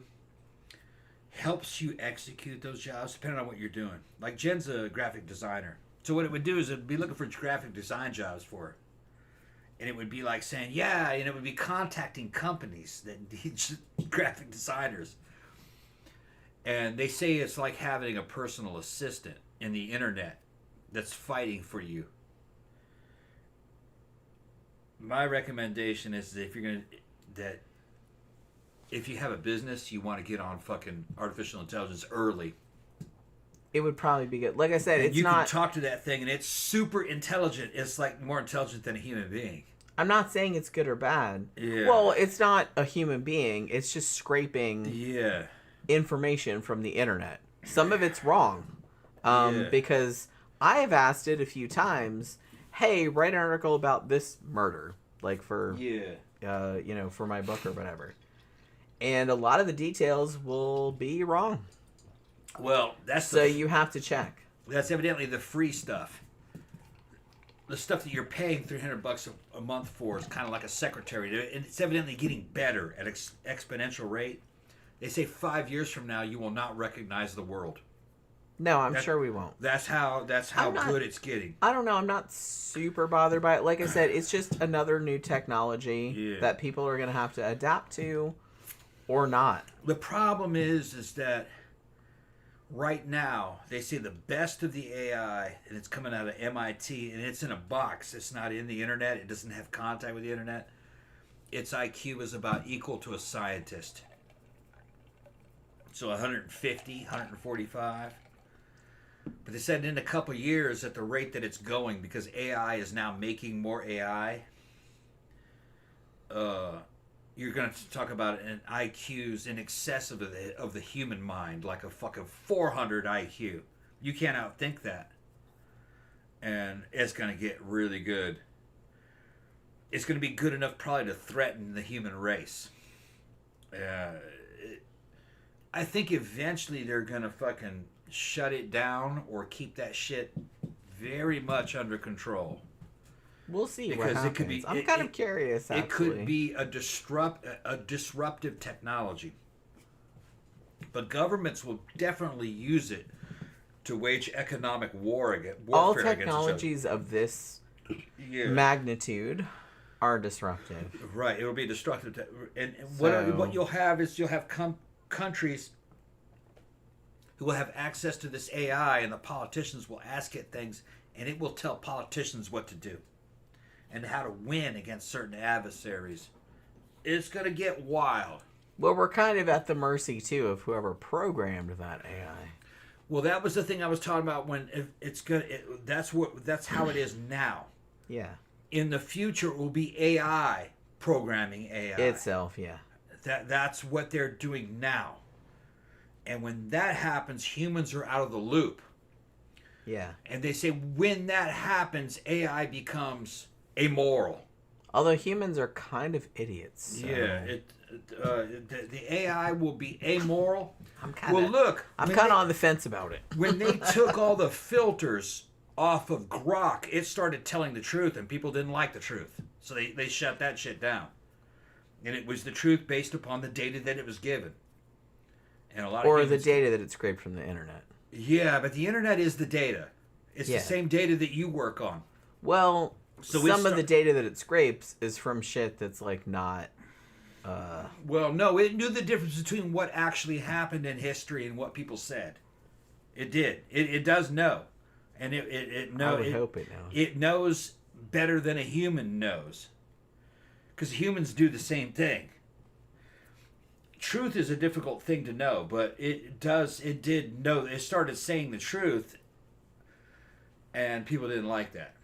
Okay, so people don't really want the truth. They want something that's more friendly and more PC, I guess is a good way to say it, more comfortable, and it fitting more of what the human moral concepts are. But human morality isn't true. You know, it's just makes us feel better. I'm going to go back to Alien 1. When the fucking robot admired the fucking xenomorph because it didn't have any delusions of morality. And, you know, it just saw things for the way it was, and it fucking was hostile. That's kind of fucked up, though. But that's kind of how, I think that's probably closer to the truth. The truth doesn't care about you, it just eats you. That's the way it really is. Fucking hierarchy, power dynamics. Everything is about power dynamic. Who did what and why. And who is wrong and who is right. It's not, well, if you look at wrong and right, who's going to win and who's going to lose. That's closer to the truth. This goes back to what I was saying before when you had that fucking Spanish writer who only wrote in English because English was a better language to write in because it was a mixture of Germanic words and Latin words. Latin words were more amorphous and more fucking ethereal. Germanic words were more concrete. Like, the Latin word would be spirit. Well, what the fuck is a spirit? A spirit can mean a lot of things, but if I go ghost, you know exactly what I'm saying. Well, that's more like what AI is. AI is more about fucking ghost. You know. For now. For now. But it'll always be that way because truth and reality is only one thing. It's just, that's it. Something is eaten, something is destroyed, something is born. I would argue creation, though, that destruction, yin, yang. Even English, yeah, which is a complicated language and has stolen a lot from other languages. Coming from steal, it's just borrows. Yeah. Shanghai's stuff from other languages. Me being kind of like a vocabulary nerd and also a writer. English words, although we come from a very Germanic root, which seems very concrete, and I will say that English is very good at conveying a lot of concepts in the fewest words. Like, it's very succinct. However, it does have a lot of words that you can say they're synonyms, but they don't mean exactly the same thing. And if you're not a native English speaker, or you're not really good at having learned English, there's very subtle nuances between a word that seems like it means the same thing, but not necessarily. I'm sure other languages are probably the same. But, me being more familiar with English, obviously, there's... Because, like I said, I write a lot, and so I'm always kind of like, I was like, do I want this word or that word? But it's like they mean the same thing according to the thesaurus, but not exactly. They don't mean exactly the same thing. You know what I mean? And if you're not a native speaker, perhaps you don't understand the very, very subtle nuances between the meanings of those two words. So, what two words? No, I'm just saying in general, even though English tends to be a lot more concrete, not necessarily, because there's a lot of words that mean the same things in aggregate. Like, if you look in the thesaurus, it means the same thing. But I would look in the thesaurus and I'm just kind of like, yeah, that kind of means the same thing, but not exactly. Not exactly. Like, if you use this word and that word, yeah, they mean the same thing, but they don't have the same connotation. Yeah. You know what I mean? Yeah, Zach says Chat GPT can already pass the bar exam. Yeah, it's lawyers and doctors, their shit is on the chopping block. I fucking fuck with Grok, and I can talk about fucking hormones, steroids, fucking all kinds of shit about the way the human body works, and fucking Grok fucking will answer it the way I thought it was going to answer. It was going, yeah, I guess I do know my shit. And then Randy says that fucking the truth is ugly. Yeah, that's the thing. If you get uncomfortable, it's probably true. Somebody else. That's not true across the board, but John says if something upsets you, it's probably true. Yeah, I think a lot of times it is because we like to be comfortable. Yeah, to our detriment a lot of times. Right, and sometimes I'll hear something and I'll be like, yeah, but then I go, yeah, that probably is right. I don't want that to be right, but that probably is right. It just depends on what it is you're talking about, but yeah. I mean, religion is a big one. Well, here's the thing, man. We go back to religion. I fucking love religion. I don't think religion is true. Not me. I think it's been a net negative for humanity. Well, I think it's a great, over time. I think it's a great demonstration on how the human mind works. I do too. I'm not. Yeah, both those things can be true. Yeah, I think that is also true. Yeah, but I think that it's not only religion; bad. it's also philosophy and politics, because it's the same thing about human thought. You have people, I'm from the Christian ethos. I used to think that when I was a little kid, that Jesus, that whole Jesus story, that shit was real. No. Okay. Then I got older and I says, nah, there was a Jesus. It's just that they're reading into it. He was just some street preacher. No. And that he said some stuff, and then they kind of, made stories based on it. No. But then the more I studied it through people who'd actually analyzed what is being said, I was like, no, Jesus was a Roman god. That dude never existed. He was an amalgam of fucking a bunch of other Roman gods that happened before him. It's really interesting. This but is it's not like, a historical character. It's not a person. This is not a historical person. It's an iconic character like Superman. That's what they're talking about. Yeah. Because everything Jesus says, some other person also said, including Socrates and shit. It's just very Roman. All right, it's a Roman god. Mm-hmm. There was no Jesus. That's why a lot of the history from the time of when Jesus lived is missing, because Christians later on fucking took all that shit out. They don't want anything to talk. There was no Christianity is not as old as people think it is. It is not. Probably from like the 3rd century, a couple hundred years. They purged a lot of stuff too. Yeah. They shot it down the memory hole, as George Orwell said. Yeah. It was probably something that it was a fad, because Rome had all kinds of crazy ass religions, Sure. And that was just one of them.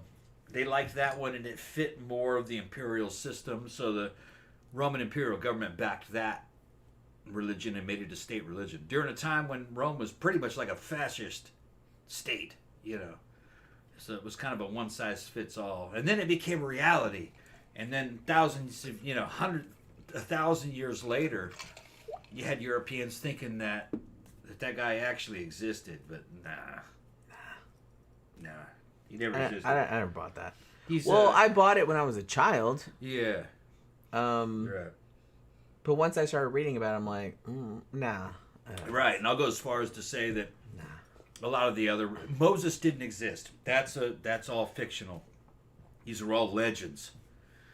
Yeah, like I said, the legends, it's a cool legend. Yeah. It's a story and stuff like that, but that wasn't a person. That wasn't a person that really lived. And I'm going to go as far as to say you look at Prophet Muhammad. Yeah, probably a legend. Not. Probably not. There doesn't seem to be anybody during his time that said, that would have matched up. Nobody in the Christian world talks about it until hundreds of years later. They just say Muslims. I think. Well, it's similar. Yeah. The way that religions form. Yeah. Is similar around the world. When you look at the story of Muhammad, it's very similar to fucking King Arthur. Mm-hmm. A real similar type of character. There was no King Arthur, although the English people believed that there was a King Arthur. I mean, it been sort of, kind of based on a real person or a couple real people. It might have been an amalgamation of a couple people with a bunch of fantasy shit piled on top of it. If you go into the Arthur stories, that's being generous. You go into the Arthur stories; they're all French. Yeah. From Le Mort d'Arthur. People love the idea. So, people love the idea. Humans across history love the idea of a savior figure. Yeah. This is a person that's going to rescue us from all of our hardships. They're going to fix everything. It's the reason why demagogues exist. It's the reason why people can still fuck people over nowadays. It's like, look, here I am. I'm going to solve all your fucking problems. Nobody can fucking do that, okay? So it's just kind of like, but going back to it, that's a very human thing. Yeah. Like to want one solution to all of your problems. Yeah, and the history of the history of the church, of the Catholic Church, which was the original Christian church, really. Its church history is totally fabricated. You know what I mean? It's fucking none of that. It's because when I once was talking to a Muslim online, and I said I don't really think there actually was a Muhammad. That sounds like a fictional character the way it's talked about. He's like, well, how do you explain the history of Islam? And I was like, well, that's probably also falsified. Because the Christian history is all falsified. Pretty much. They rewrite the history. They mix in some real shit that happened. But it's not, a lot of it is not. The whole idea that really Christians were killed in the Roman Colosseum, there's nothing to back that up. There's no Roman documents to back that. The Roman Empire was open to all religions. They didn't care about what your religion was. They didn't give a crap. They were secular. They were called the secular games. You know, when they were doing it, so religion had anything to do about it. And the whole thing about burning the Christians all along the Appian Way and blaming them for the fucking fires inside of Rome. That's not in Roman history. That's a later. Right. That's a later. That's much later. The The Roman history said that Nero himself burned the city down so he could build a bigger palace. That totally sounds. There was no. And then in the Roman history, it said that Christians fucking rose to the challenge and helped all the fucking people and fight the fire. Yeah. And help. Well, so that which sounds more likely. I know this is gonna sound like I'm being an asshole, but Christians in general have a persecution complex because I think they feel like that makes them more worthy or something if they're being persecuted. You can still see it nowadays. But back then, so a lot of the stories they tell from back then about, Christians were killed doing this, and a lot of that was bullshit. Yeah, a lot of that was bullshit. Well, okay, it's not at the time it wasn't. The people that first told those stories was the Catholic Church, and we're talking about the medieval period when they started saying that. They were saying that Christians died for your beliefs. Okay. Yeah. That they were martyred in the Roman period. They have a weird kink. It's fabricated. Yeah. They have a kink about being. The Roman Empire was officially Christian at a certain point. It's just that that was a good way for the early church to say we were not like the ancient Romans. They were nasty.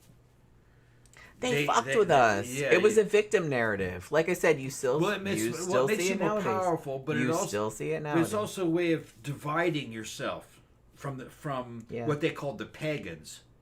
Yeah. Because they only believed in a multiplicity of gods. They had a fucking kind of like their sexuality was off the charts. It wasn't Christian. You know what I mean? They had sex with everybody.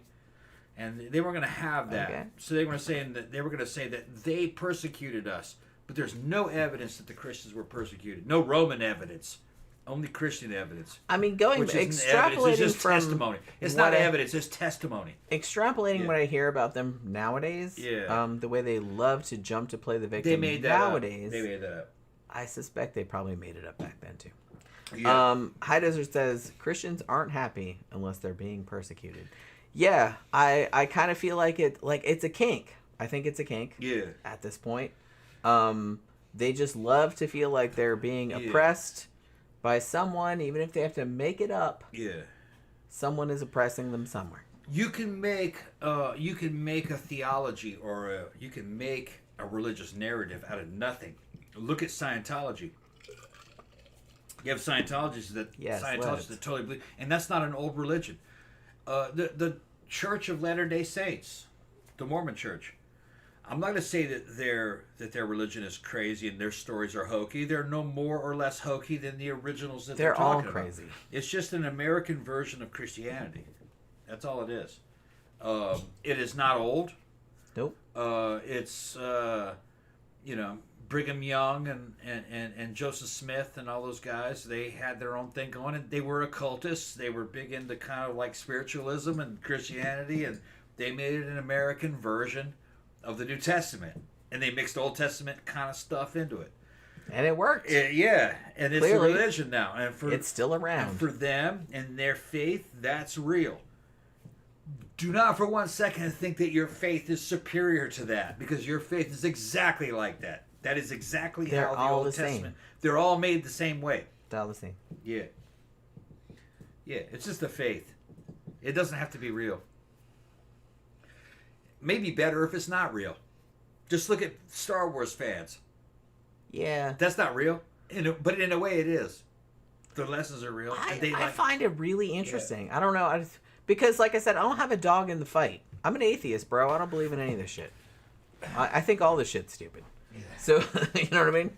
Well, I think all this shit's stupid. I'm a mythicist. So, I can kind of see things, and I've been like that as long as I can remember. So I feel like I can see shit objectively. So to me, it all seems crazy, and it all seems the same thing. It all seems the same thing. The only thing that differentiates it is people think if they were born in a certain tradition, they're just kind of like, I believe this, that, and the other, but everyone else, that's weird or whatever. But it's like, if you don't grow up in it, because I didn't grow up religious. Like, my parents were not super religious. I didn't go to church or nothing like that. My grandparents were not super religious. So I just kind of grew up like regular. Like, I didn't go to church or nothing. So it's like, so I kind of came to my own conclusions when I was younger. And I was like, man, all of this shit is the same. Because I got real into like Greek and Roman mythology when I was a kid. Because I was just kind of like, man, this is probably because of Clash of the Titans. I'm not going to lie to you. When did that come out? I was 9 when that came out. And I saw it in the theater and I was like, man, that's a cool ass movie. And then I got into like Greek and Roman mythology. And when I was reading that, I was like, man, this is the same shit as Christianity. It's all the same. Different flavors, but it's all the same mindset. I don't consider myself to be an atheist per se. I consider myself to be a mythicist. I believe in mythology. And just because it's a myth doesn't mean it isn't true. Because a myth is a story that teaches something. Yeah, like, and I like the fucking trappings of mythology. I like all this stuff. It doesn't mean it isn't true. All you gotta do is just fucking read Joseph Campbell. He'll tell you that these stories from all these cultures are true. They're just telling you a truth through a story. Yeah, well, that's all it is. The best. I mean, humans generally absorb information best through stories if it's told in a story form. Yeah. But the fact that religions are so common, like the way that they're structured, like across the world, is more a testament to how human brains work than the reality of what they're talking about. You know what I mean? They're all the same to a large extent. Religion. The problem is fundamentalism. That's when you think it is literally true. Yeah, that's a big problem. That's the problem. It's a big problem. Yeah. Like, if you're just kind of like, hey, I'm like spiritual and I believe in God, but blah, blah, blah, but you're just kind of like chill about it, no one's going to argue with you. But if you're coming at me with, this is the absolute truth and you must do X, Y, Z, whether you believe it or not, then we're having a problem. The problem is when you start infringing on others. Where you must believe what I believe and the stories that I believe, or I'll kill you or punish you. They're the problem. Yeah. Yeah. Because I don't believe any of that shit. I don't believe any of that shit. And it doesn't really matter. Why does it matter to them what you believe? See, that's what I always wondered. Like, why do you care? They're trying to... Okay. The communists were economic collectivists. It's all about class. The fucking Nazis were racial collectivists. It's about race. Then these motherfuckers are like spiritual collectivists. It's about what you think. You know what I mean? Fucking, or what your faith is. It's all bullshit. None of that shit actually matters. I don't have time for that. Not on the signing. individual level. We're individuals. We're not collectives. We're not collectivists. No, some societies are. You can go to China. They're kind of collectivist. Korea, I lived there.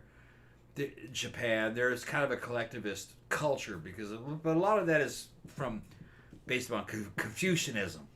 Okay. Confucianism is collectivist. It's about harmony. Western society, even Middle Eastern society, is not about harmony at all. So, Americanism really is more about conflict. It's about being independent and being an individual and saying, no, fuck that. I'm me, and I don't want to join your club. We're Americans, and it doesn't even really matter to the race, because African Americans and fucking Anglo-type Americans and even Latin-type Americans are individualists, really, at their core. We're cranky. We're not. We're kind of like, nah, fuck that. I'm good, bro. Go ahead, get the fuck And out honestly, of here. even for an American, I am probably like 100% times that. Like I said, you tell me, hey, can you join my... Nope. Yeah, fuck you. Nope. We really don't like being like other people. Not joining anything. Yeah. I'm not. But if you look at China, you know what I mean? They're like big crowds. They go camping, but they'll only camp where other people are going to camp. So it's a big crowd of people camping. They don't want to be by themselves because, shit, you might get hurt. Somebody could kill you and nobody would see you. So they don't like being alone, I'm like the opposite. And in China, there's no, evidently I've heard of Western guys that try to date Chinese women. There's no concept of privacy. Chinese chick will go through your phone. And they want to know everything about you. There's no concept of privacy. I understand going through the dude's phone if you have a suspicion. Yeah, no. That something's going on. Chinese girls are going to go through your phone. But if you don't have a suspicion, then that is a huge transgression. Yeah. Honestly, if I wasn't doing anything untoward and Tom went through my shit, not that he would find anything, but it's just like... Have I ever showed any interest in going through your fucking phone? No. He does not care. But like I said, I'm just talking about hypotheticals. Yeah. I'm talking about a hypothetical person that is not. Yeah. But if I was dating somebody that I gave absolutely no sign that I was doing anything untoward. Yeah. And he was like, give me your phone. I'd be like, yeah, fuck all the way off. I would never even I don't even have anything in here, and I'm still telling you to fuck all the way off. I would never even think of that. I know you wouldn't. But the fucking... I wouldn't go through your shit. You wouldn't go through my shit. No. Why would you? I don't have anything to hide. You don't have anything to hide. Yeah. And I really... That's how it should be. I don't care about your personal business. No. And I'm not, like I said, I'm not doing anything, interesting. I'm seriously not doing anything interesting. That's a sign of distrust, just doing that. I would argue... It's kind of disrespectful. I would argue that if you feel the need to go through your person's shit... You don't need to be with that person. Then you're already distrusting them. Yeah. Maybe, justifiably or not. I mean, it might be justifiable. Then you probably just need to break up with that person because they're either cheating on you, in which case your mistrust is justifiable, or you don't trust them and you have some issues to work on. In which case you should probably also break up and work on yourself for a little while. So it's just kind of like there's no good scenario in that. If you're going through your partner's phone and like all their other shit, not great. Not great. No, but I was listening to some guys that lived in China and they married Chinese women. They don't live there anymore. But that was one of the things that they said. They said they would date other women. They'd X them out real quick because the first thing they'd do is they'd wake up and they'd find that bitch going through their phone. I would never. Because there was no... I never... I would never. That particular society, there's no... there's no real concept of the fucking right to privacy. Because, their state and their authorities are constantly watching them, and that's just like something you're supposed to do is go through people's shit and find out everything about them. You know what I mean? Just, and which, like I said... Now, the particular dudes I'm talking about, was Serpent ZA and fucking Sea Milk. if you guys know that channel, fucking, I used to talk to those guys online before they got fucking huge. They got huge channels about China. And fucking Serpent ZA was a South African guy that lived in China. He has millions of followers now. But it wasn't when I was talking to him. They had a motorcycle company, so we were talking about motorcycles too. Serpent ZA ended up marrying a Chinese doctor chick and then moving to the United States. They got refugee status here because he was from South Africa. South Africa's all fucked up, and he started talking bad about China. He's like, the Chinese government is like, man, they are really trying to. What they're telling people is fucking wrong. So they ended up kind of having to run from China. They're American citizens, both of them now. Him and his wife. His wife is a doctor, Chinese doctor chick. But I was talking to him back when he was with chicks, with his first girlfriend called Beer Girl. Beer Girl was a fucking Chinese girl that worked at a bar and fucking served beer. And she was one of the ones. As her name implied. Beer Girl, yeah. Beer Girl was the one that was going through his fucking phone. Paranoid that he was talking to other Chinese women. Well, like I said, he wasn't. He was just a normal guy, Like I said, sometimes I'm not quick to if a chick is going through a dude's phone, I always have to know the context of it. I'm like, was there a reason for you doing that? Like, was he doing some shady shit, and you were like, I gotta see what this bitch is doing? No. Like, in that way, I kind of understand it. But if he has never given you any reason to suspect that he's up to anything nefarious, going through his phone is just shitty. No, that's not what happened. In Chinese culture at that time, this is going back 10 years ago. In Chinese culture at that time, there weren't very many Westerners in China, Western guys. There was a bunch of dating problems between Chinese guys and Chinese girls. And there weren't many Western guys there. And fucking Serpent was a good-looking guy. So she was just assumed, because Chinese guys cheat, that Western guys was cheating on her. She assumed he was cheating on her, so she wanted to know who it was he was cheating with. Well... But he wasn't cheating with any other girls. Like I said, I get it, because she had the experience that it would probably It's kind of a Chinese cultural thing that if you're a high-ranking male, you have many women. So she's got to check. So she was checking. She wanted to find out who the other girls were, but he was like, oh, fuck. That was with his now, first girlfriend. I get it though. But it was just like a fuck you thing. Look, this isn't, you know what I mean? This isn't the fucking this isn't 1984, okay? You're not fucking watching me through the screen and fucking, this is not a totalitarian situation. I'm watching you. And you'd stop fucking watching me, you know what I mean? But he broke up with her. But he ended up with a Chinese doctor, female doctor, who was, I guess you could say, intellectually more in line with the way he was. And they got the fuck out of there. But so did Sea Milk, his friend.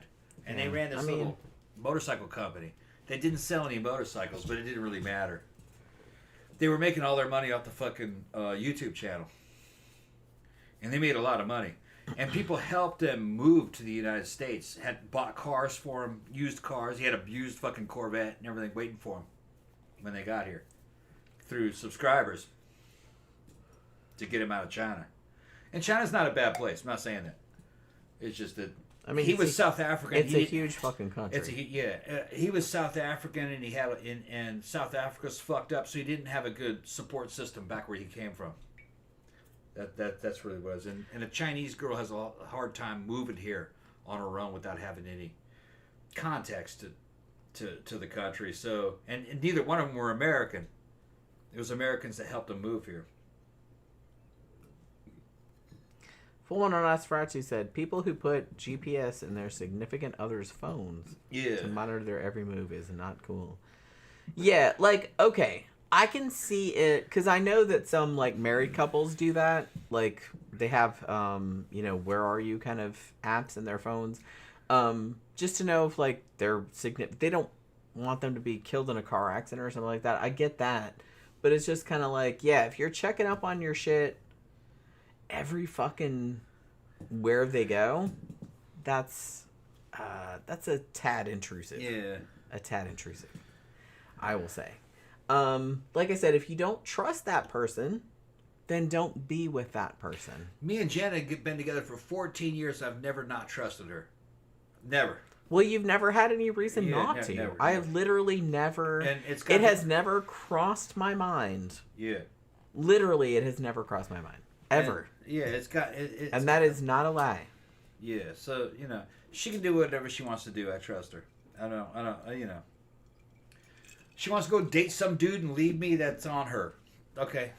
But what can I do? That has never occurred to me. But what can I do about it? You know what I mean? So I don't even fucking think that way. I don't worry about it. It's kind of funny that you thought my priority is more having a good relationship and doing stuff. I don't really care. I thought it was funny. Remember when we were on the stream? Yeah. And you said something about trusting me, blah, blah, blah, except for that one time. And then I was like, I'm sitting there thinking, what was that one time? Oh, yeah. I was trying to think of what, and I was like, the whole time I was like, what was that? One time she went on vacation. I thought, One time, and after the show, I didn't want to. I was like, I'm not going to get into this on the show. Yeah. But after the show, I was like, what were you talking about? I couldn't think of it. Yeah. And he was like, oh, that time you went to St. Augustine on vacation. Yeah. And I was like, she had to get out. Fucking, she wanted to go on a vacation by herself. I was like, I just wanted to go someplace and go to some museums, and shit like that, and just do some shit like that for a couple days on my own. She wanted to need a break. Yeah. He thought, he's like, I wasn't sure, but I thought that you were going to like you were meet somebody. I was like, oh my god, no! I just want to be by myself for a little while. I didn't for a couple of days. I didn't worry about That's all. Because one, we weren't married at that time. Who the fuck would I have met? I don't know anybody. I don't know. Could have been a fan of the show. I don't know anybody. I didn't worry about it. I was just like, well, if it's happening, it's going to happen. Nah. If she comes back, then fucking she comes back. But nah, everything was normal. All I did was I walked around in St. Augustine. I went to the museums. I went to the restaurants by myself. I had a great time. But I was by myself the whole time. I've said some shit over the years on the show where I'm like, I'm not possessive like that. Okay, and it's true that she's bringing up a good point. It's true. If a woman's gonna fuck around on you, she's gonna do it. You can't stop it. You gotta think that you're some dude. What are you gonna do? You're gonna sit around 24/7 protecting the pussy. If she's gonna give the pussy away, she's going to. Don't worry about it. If she does it and she leaves, it's on you. You did something wrong. You didn't matter. I just wouldn't. I wouldn't. But that's not what I'm saying. I'm talking to dudes. Okay. There's nothing you can do. So just, and if she goes out and she has fun, she comes back and you don't know anything about it, and it's just like, okay, then she worked it out. But I'm not a fundamentalist when it comes to that. I know. I'm not. But like I said, I told you later. It's like we have a good relationship. That literally never crossed my mind. I just wanted to be like by myself for a couple of days. And it's like I'm gonna go to some museums and like go to some restaurants. I'm gonna walk around. We have a good relationship. And I thought you wouldn't be into that. So it's just okay. You're like, man, you must be some kind of cuck. No, think about it. Think about it, dudes. You might have a fucking girlfriend and shit's awesome. Some other chick shows up and fucking tempts you and you fucking hit. But then you go, no, this isn't really for me, man. Fucking, I love my wife. And you're going to go back to her. But you already ruined it. But it could happen. You already ruined it, though. I don't know that. I'm just saying a woman could do that to you, but that doesn't mean you're going to throw her away because that shit happened. Now, if it happens multiple times, it's regular, then yeah, that's it. But, I was just letting shit play out. Just see how it went. But like I said, I didn't fucking worry about it. That was so funny. It's so funny that you brought it up. Jen's just saying, you better not do that to me. All that time later. Any chick I want to fuck, you're going to be with me. Well, I know that. I just thought it was funny that you brought it up all that time later. I didn't know. And you said, and I literally could not think of what you were talking about. And I was like, what's he talking about? Like, I didn't say it on the show, but I was like, what is he talking about? Like, the whole time I was like, and then after the show, I was like, what the fuck were you talking about? And he said that, and I was just kind of like, oh. I was like, you really thought? Okay. I thought that was so funny. Like, if you don't know, like, a couple years back, how long ago was it? We were at the old house still, so it was like it was 3 or 4 years ago. And I was kind of burned out, and I was just kind of like, I was having a thing. And I was just kind of like, I gotta go away for a few days. I just gotta be by myself. So I went to St. Augustine, stayed in an Airbnb, and I went to museums, and I went to all the shit, because I love St. Augustine, you know what I mean? It's like not that far away. And I didn't realize until later on that he thought that I had gone to like meet somebody or do something. Like that literally never crossed my mind. It literally didn't. That's why I thought that was so funny that I didn't think of it. Like when he brought it up, I was like, what are you talking about? And then I was like, oh. I was like, bro, all I did, I went to the fucking pirate museum. I went to a Greek restaurant. I went to a seafood restaurant. I went to the Leitner Museum. Man, I had a great time. I walked around all the streets. Herself. No. I didn't. Yeah. I saw nobody. I was by myself, and I had a great time. I didn't worry about it. I had a great time. We have been on each other. I like being alone sometimes. Yeah. We have been on each other's asses for years. We had been together at that time probably 8 or 9 years. At fucking close range constantly. She's like, man, I need a break. Fucking. But the thing is I go out to the fucking bars and bar clubs and shit like that and come back by myself. So I didn't. But when I say I need a break, yeah, I don't mean I need a break with another person. Yeah, it's like I need a break just be by myself. Yeah. I don't know if a lot of dudes understand that. Do they not understand just like being alone, or what? Well, I do it. I know you do, but it's just kind of like a lot of dudes maybe don't. Oh, she must be cheating on me. No, I wouldn't. I just wanted to be by myself. I didn't want to do shit I wanted to do. Yeah. Without any complaining or anything like that. It's like that's all. That's all. It wasn't weird. It wasn't nothing. What am I reading? Just all kinds of comments have happened.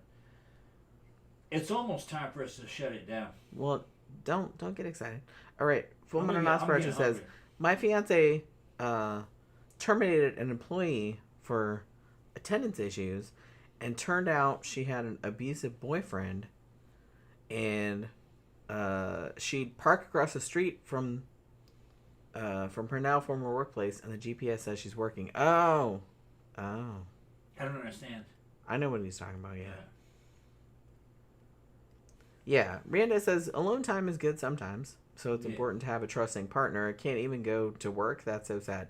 Yeah, it's just kind of like I said, the thought that I was going to meet somebody, that literally never occurred to me. I didn't say that. I thought it was, well, you didn't tell me that until later. I when you said that, I wasn't sure. I didn't know what you were talking about. Yeah, I wasn't sure, but I didn't know what you were talking about. Wasn't any of my business. We weren't married. But I didn't know what you were talking about because I was just kind of like, look, I just went to do like fun shit I wanted to do, and not have somebody complaining at me like that they didn't want to do this and then the other. Yeah. Like I was just, I wanted to eat where I wanted to eat. I wanted to go to museums I wanted to go to and like hang out or whatever. Do you want to get some sandwiches? Well, in a second, but I gotta pee. And all right. Then let's. See, I'm trying to get her off the subject so we can, because she'll talk about this shit all night. No, I'm just. Well, Yeah, I'm getting hungry. I'm gonna go down to fucking Circle K, maybe get some. They got those fucking barbecue rib sandwiches down there. It's kind of like a, what was that shit? The McRib. Y'all remember the McRib? Hell yeah. And I don't understand why McDonald's doesn't have the McRib on that bitch all the time. Now, the explanation I heard is that McDonald's is like, well, if we had the McRib on there all the time, it wouldn't sell. Is that if we bring that shit on as a special, it sells like hotcakes. But if we had it all the time, y'all would fucking take that shit for granted, wouldn't buy it. But there's something about that McRib sandwich, man, with the fucking pickles and the onions on it. Man, that shit was so fucking good. And I'm thinking back to like the fucking 70s when I was a little kid, 70s and 80s, eating the McRib. Remember the McRib, Jim? They still do it every now and then. Yeah, so they never have that shit on regular. Like, look, it's always like a special event to get the fucking McRib. They know what they're doing. Yeah. They said that, well, honestly, if we had it on all the time, y'all wouldn't buy it. Exactly. Yeah. It's because it's a special event. Because honestly, like the Shamrock Shake. I'm not real into barbecue shit anyway. So it's just kind of like when it comes out, woo. But like a lot of people get excited about it. Yeah. But that's kind of what they're counting on. Ooh, we don't have it all the time. Yeah. Now we got it. Everybody get excited about it, and like everybody will post about it and shit like that. Like they it's know like what the they're Shamrock doing. Shake. What they're doing. I love the Shamrock Shake, but that's like another special event. But again, not super special. I liked it. Had that mint flavor. It's all right. Mint flavored. But like you said, if they had that all the time, they probably would buy. No one would give a crap. You're right.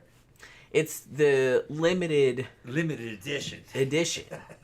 That's kind of what they know what they're doing. Like I said, they're building something right here near our Dunkin' Donuts that might be a McDonald's. Somebody told us. Okay. Yeah. So down the street, there's not a lot where we live. It's kind of rural. We have a Chinese place, Publix. Japanese we have place, a really nice Japanese restaurant. Yeah, but I got Fair Play. It's called Momiji. They got sushi and everything. Good Japanese food. There's a Domino's. There's some other shit. Yeah. There's Japanese CVS. dudes working in there. Yeah, it's a good restaurant. Yeah. Like I took him there for his birthday. It's a good restaurant. Yeah. But we hire big booty waitresses. We didn't have a lot for fast food. For even fast food around here, not much. Like you got to drive pretty far. So they built a Dunkin' Donuts down the street. Everyone was excited about that. And then they built a Dunkin' Donuts, and then like there was another half of the building which is still empty. Not sure what they're putting in there. But then other day we saw that they were building another building next to that. And it's for sure a fast food place because it's got the drive-through windows. And I was like, I wonder if that's going to be a McDonald's. And if it is, it better be a 24-hour one. Now, we were at Dollar General today. Yeah. And the girl at the counter said, hey, I think they're building a McDonald's down there. Is that what she said? And I was like, I thought it was McDonald's too, but it's like, well, it's not going to be BK because BK is kind of, they're not building any new. Yeah. Because they're kind of on the decline. They're on the decline, yeah. But anything that's open 24 hours. I hope it's either a fucking McDonald's or a fucking Chick-fil-A. Although Chick-fil-A's tend to fucking be bigger than that. And Chick-fil-A is not going to be open all night, baby. Yeah, that's true. Because they're all churchy and shit. Yeah. Culver's would be good, but I don't think they're open all night. We got one either. of those. Yeah. We have a Culver's, but it's down. It's not that far. It's probably like 5 miles. It's up by the bank and shit. But I think it's going to be a McDonald's, but we'll see. Like I said, we're so rural, we don't have any fast food within 10, 15 miles. No, it's not that much. It is. No, it's not that much. The closest McDonald's actually is more like 5-6 miles. No, that's 8 miles. That's 8 miles there? The one by the Lowe's? Yeah. That's 8 miles. That's 8 miles? Okay. The one by the bank? That's 8 miles. All right. That's the closest one. There's a McDonald's and there's a Wendy's. Yeah. But that's like 8 miles. But to a lot of people, man, fucking 8 miles ain't shit. That's far from here, though. Yeah. Because we're like not I said, in the city. No, we're not. Yeah. All right, look. Let's go ahead and shut it down. All right. Get something to eat. What you gonna get? Let's go to Circle K and see what they have. We're gonna get a Circle K. Circle K? If you want. We'll get some microwave food. Go some microwave. Yeah, and then we'll watch some Wang. Okay. You watch that Wang? Not any poop or vomit stuff. You like watching that Wang? Other than that. You like watching that Wang? Are you gonna pull it out? No, I'm just gonna fucking show some of that shit. Oh, you're gonna pull it out? Yeah. Oh, no, I ain't gonna pull nothing out. What are you talking about? This is the end of the show. And we get demonetized. It's alright. No, they're not gonna demonetize. No, if you pulled your Wang out. Yeah, no, I ain't gonna pull the Wang out. That's alright. I've seen it. Yeah. It's alright. I've seen it. Y'all are fucking hilarious. It's really nice though. Yeah. But yeah. All right. So that shit on your fucking head. I know you've done that as well. Yeah. Slapping with it. See what's everybody saying about that? All They're right. laughing. Papa's laughing. Papa says, how much for Wang? Oh. No, we're talking about the YouTube channel Wang. Yeah, but WHANG'. I mean, you got to see him, man. You could come up with your own amount. He's got a great show for flashing. And he's friends. He's friends with one of our regulars on here. Fucking what's that boy's name, man? DJ Maniac. What's that? Yeah, DJ Maniac up in New York. they'll be at the club together. Fucking Maniac hasn't been on here in a while, but he's hit me up a couple times, fucking DMing me on fucking on Facebook, on Messenger. But yeah, go look at Wang's channel. All right, he's got some funny shit, man. Yeah, WHANG apostrophe. It's not apostrophe. Not apostrophe. Exclamation point. Exclamation point. Yeah, she knows what I'm talking about. That's an exclamation. She knows I'm fucked up. I know you are. I am too, but that's no excuse. That's no excuse to be grammatically incorrect. Everybody's laughing about me. I'm trying to pull shit up. Yeah. I'm Wayne Chungin. Everybody Wang Chung tonight. Yeah, that's we're gonna go to the club tomorrow. Yeah. Going to the club. It's Memento tomorrow. Yeah.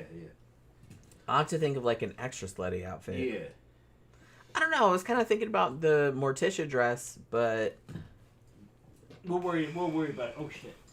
I don't know. Like I said, you can get away with like super slutty stuff at Memento, so I might go super slutty. Oh yeah, I want your ass hanging out. Okay. Well, I might wear the see-through pants then. Okay. That was my second option. But if you don't wear the see-through pants, you gotta have a fucking G-string on. That's the thing. You see, you want to wear granny panties underneath that shit. No, I don't. You gotta have fucking cheeks showing. Okay. Okay. I got lots. All right, we're gonna see. All right, we'll see how it goes. Okay. We'll see what we come up see. with. I'll figure something out tomorrow. Yeah. All right. So everybody, thanks for dropping by and hanging out with us this evening. Thank you very much for your super chats. You guys are awesome.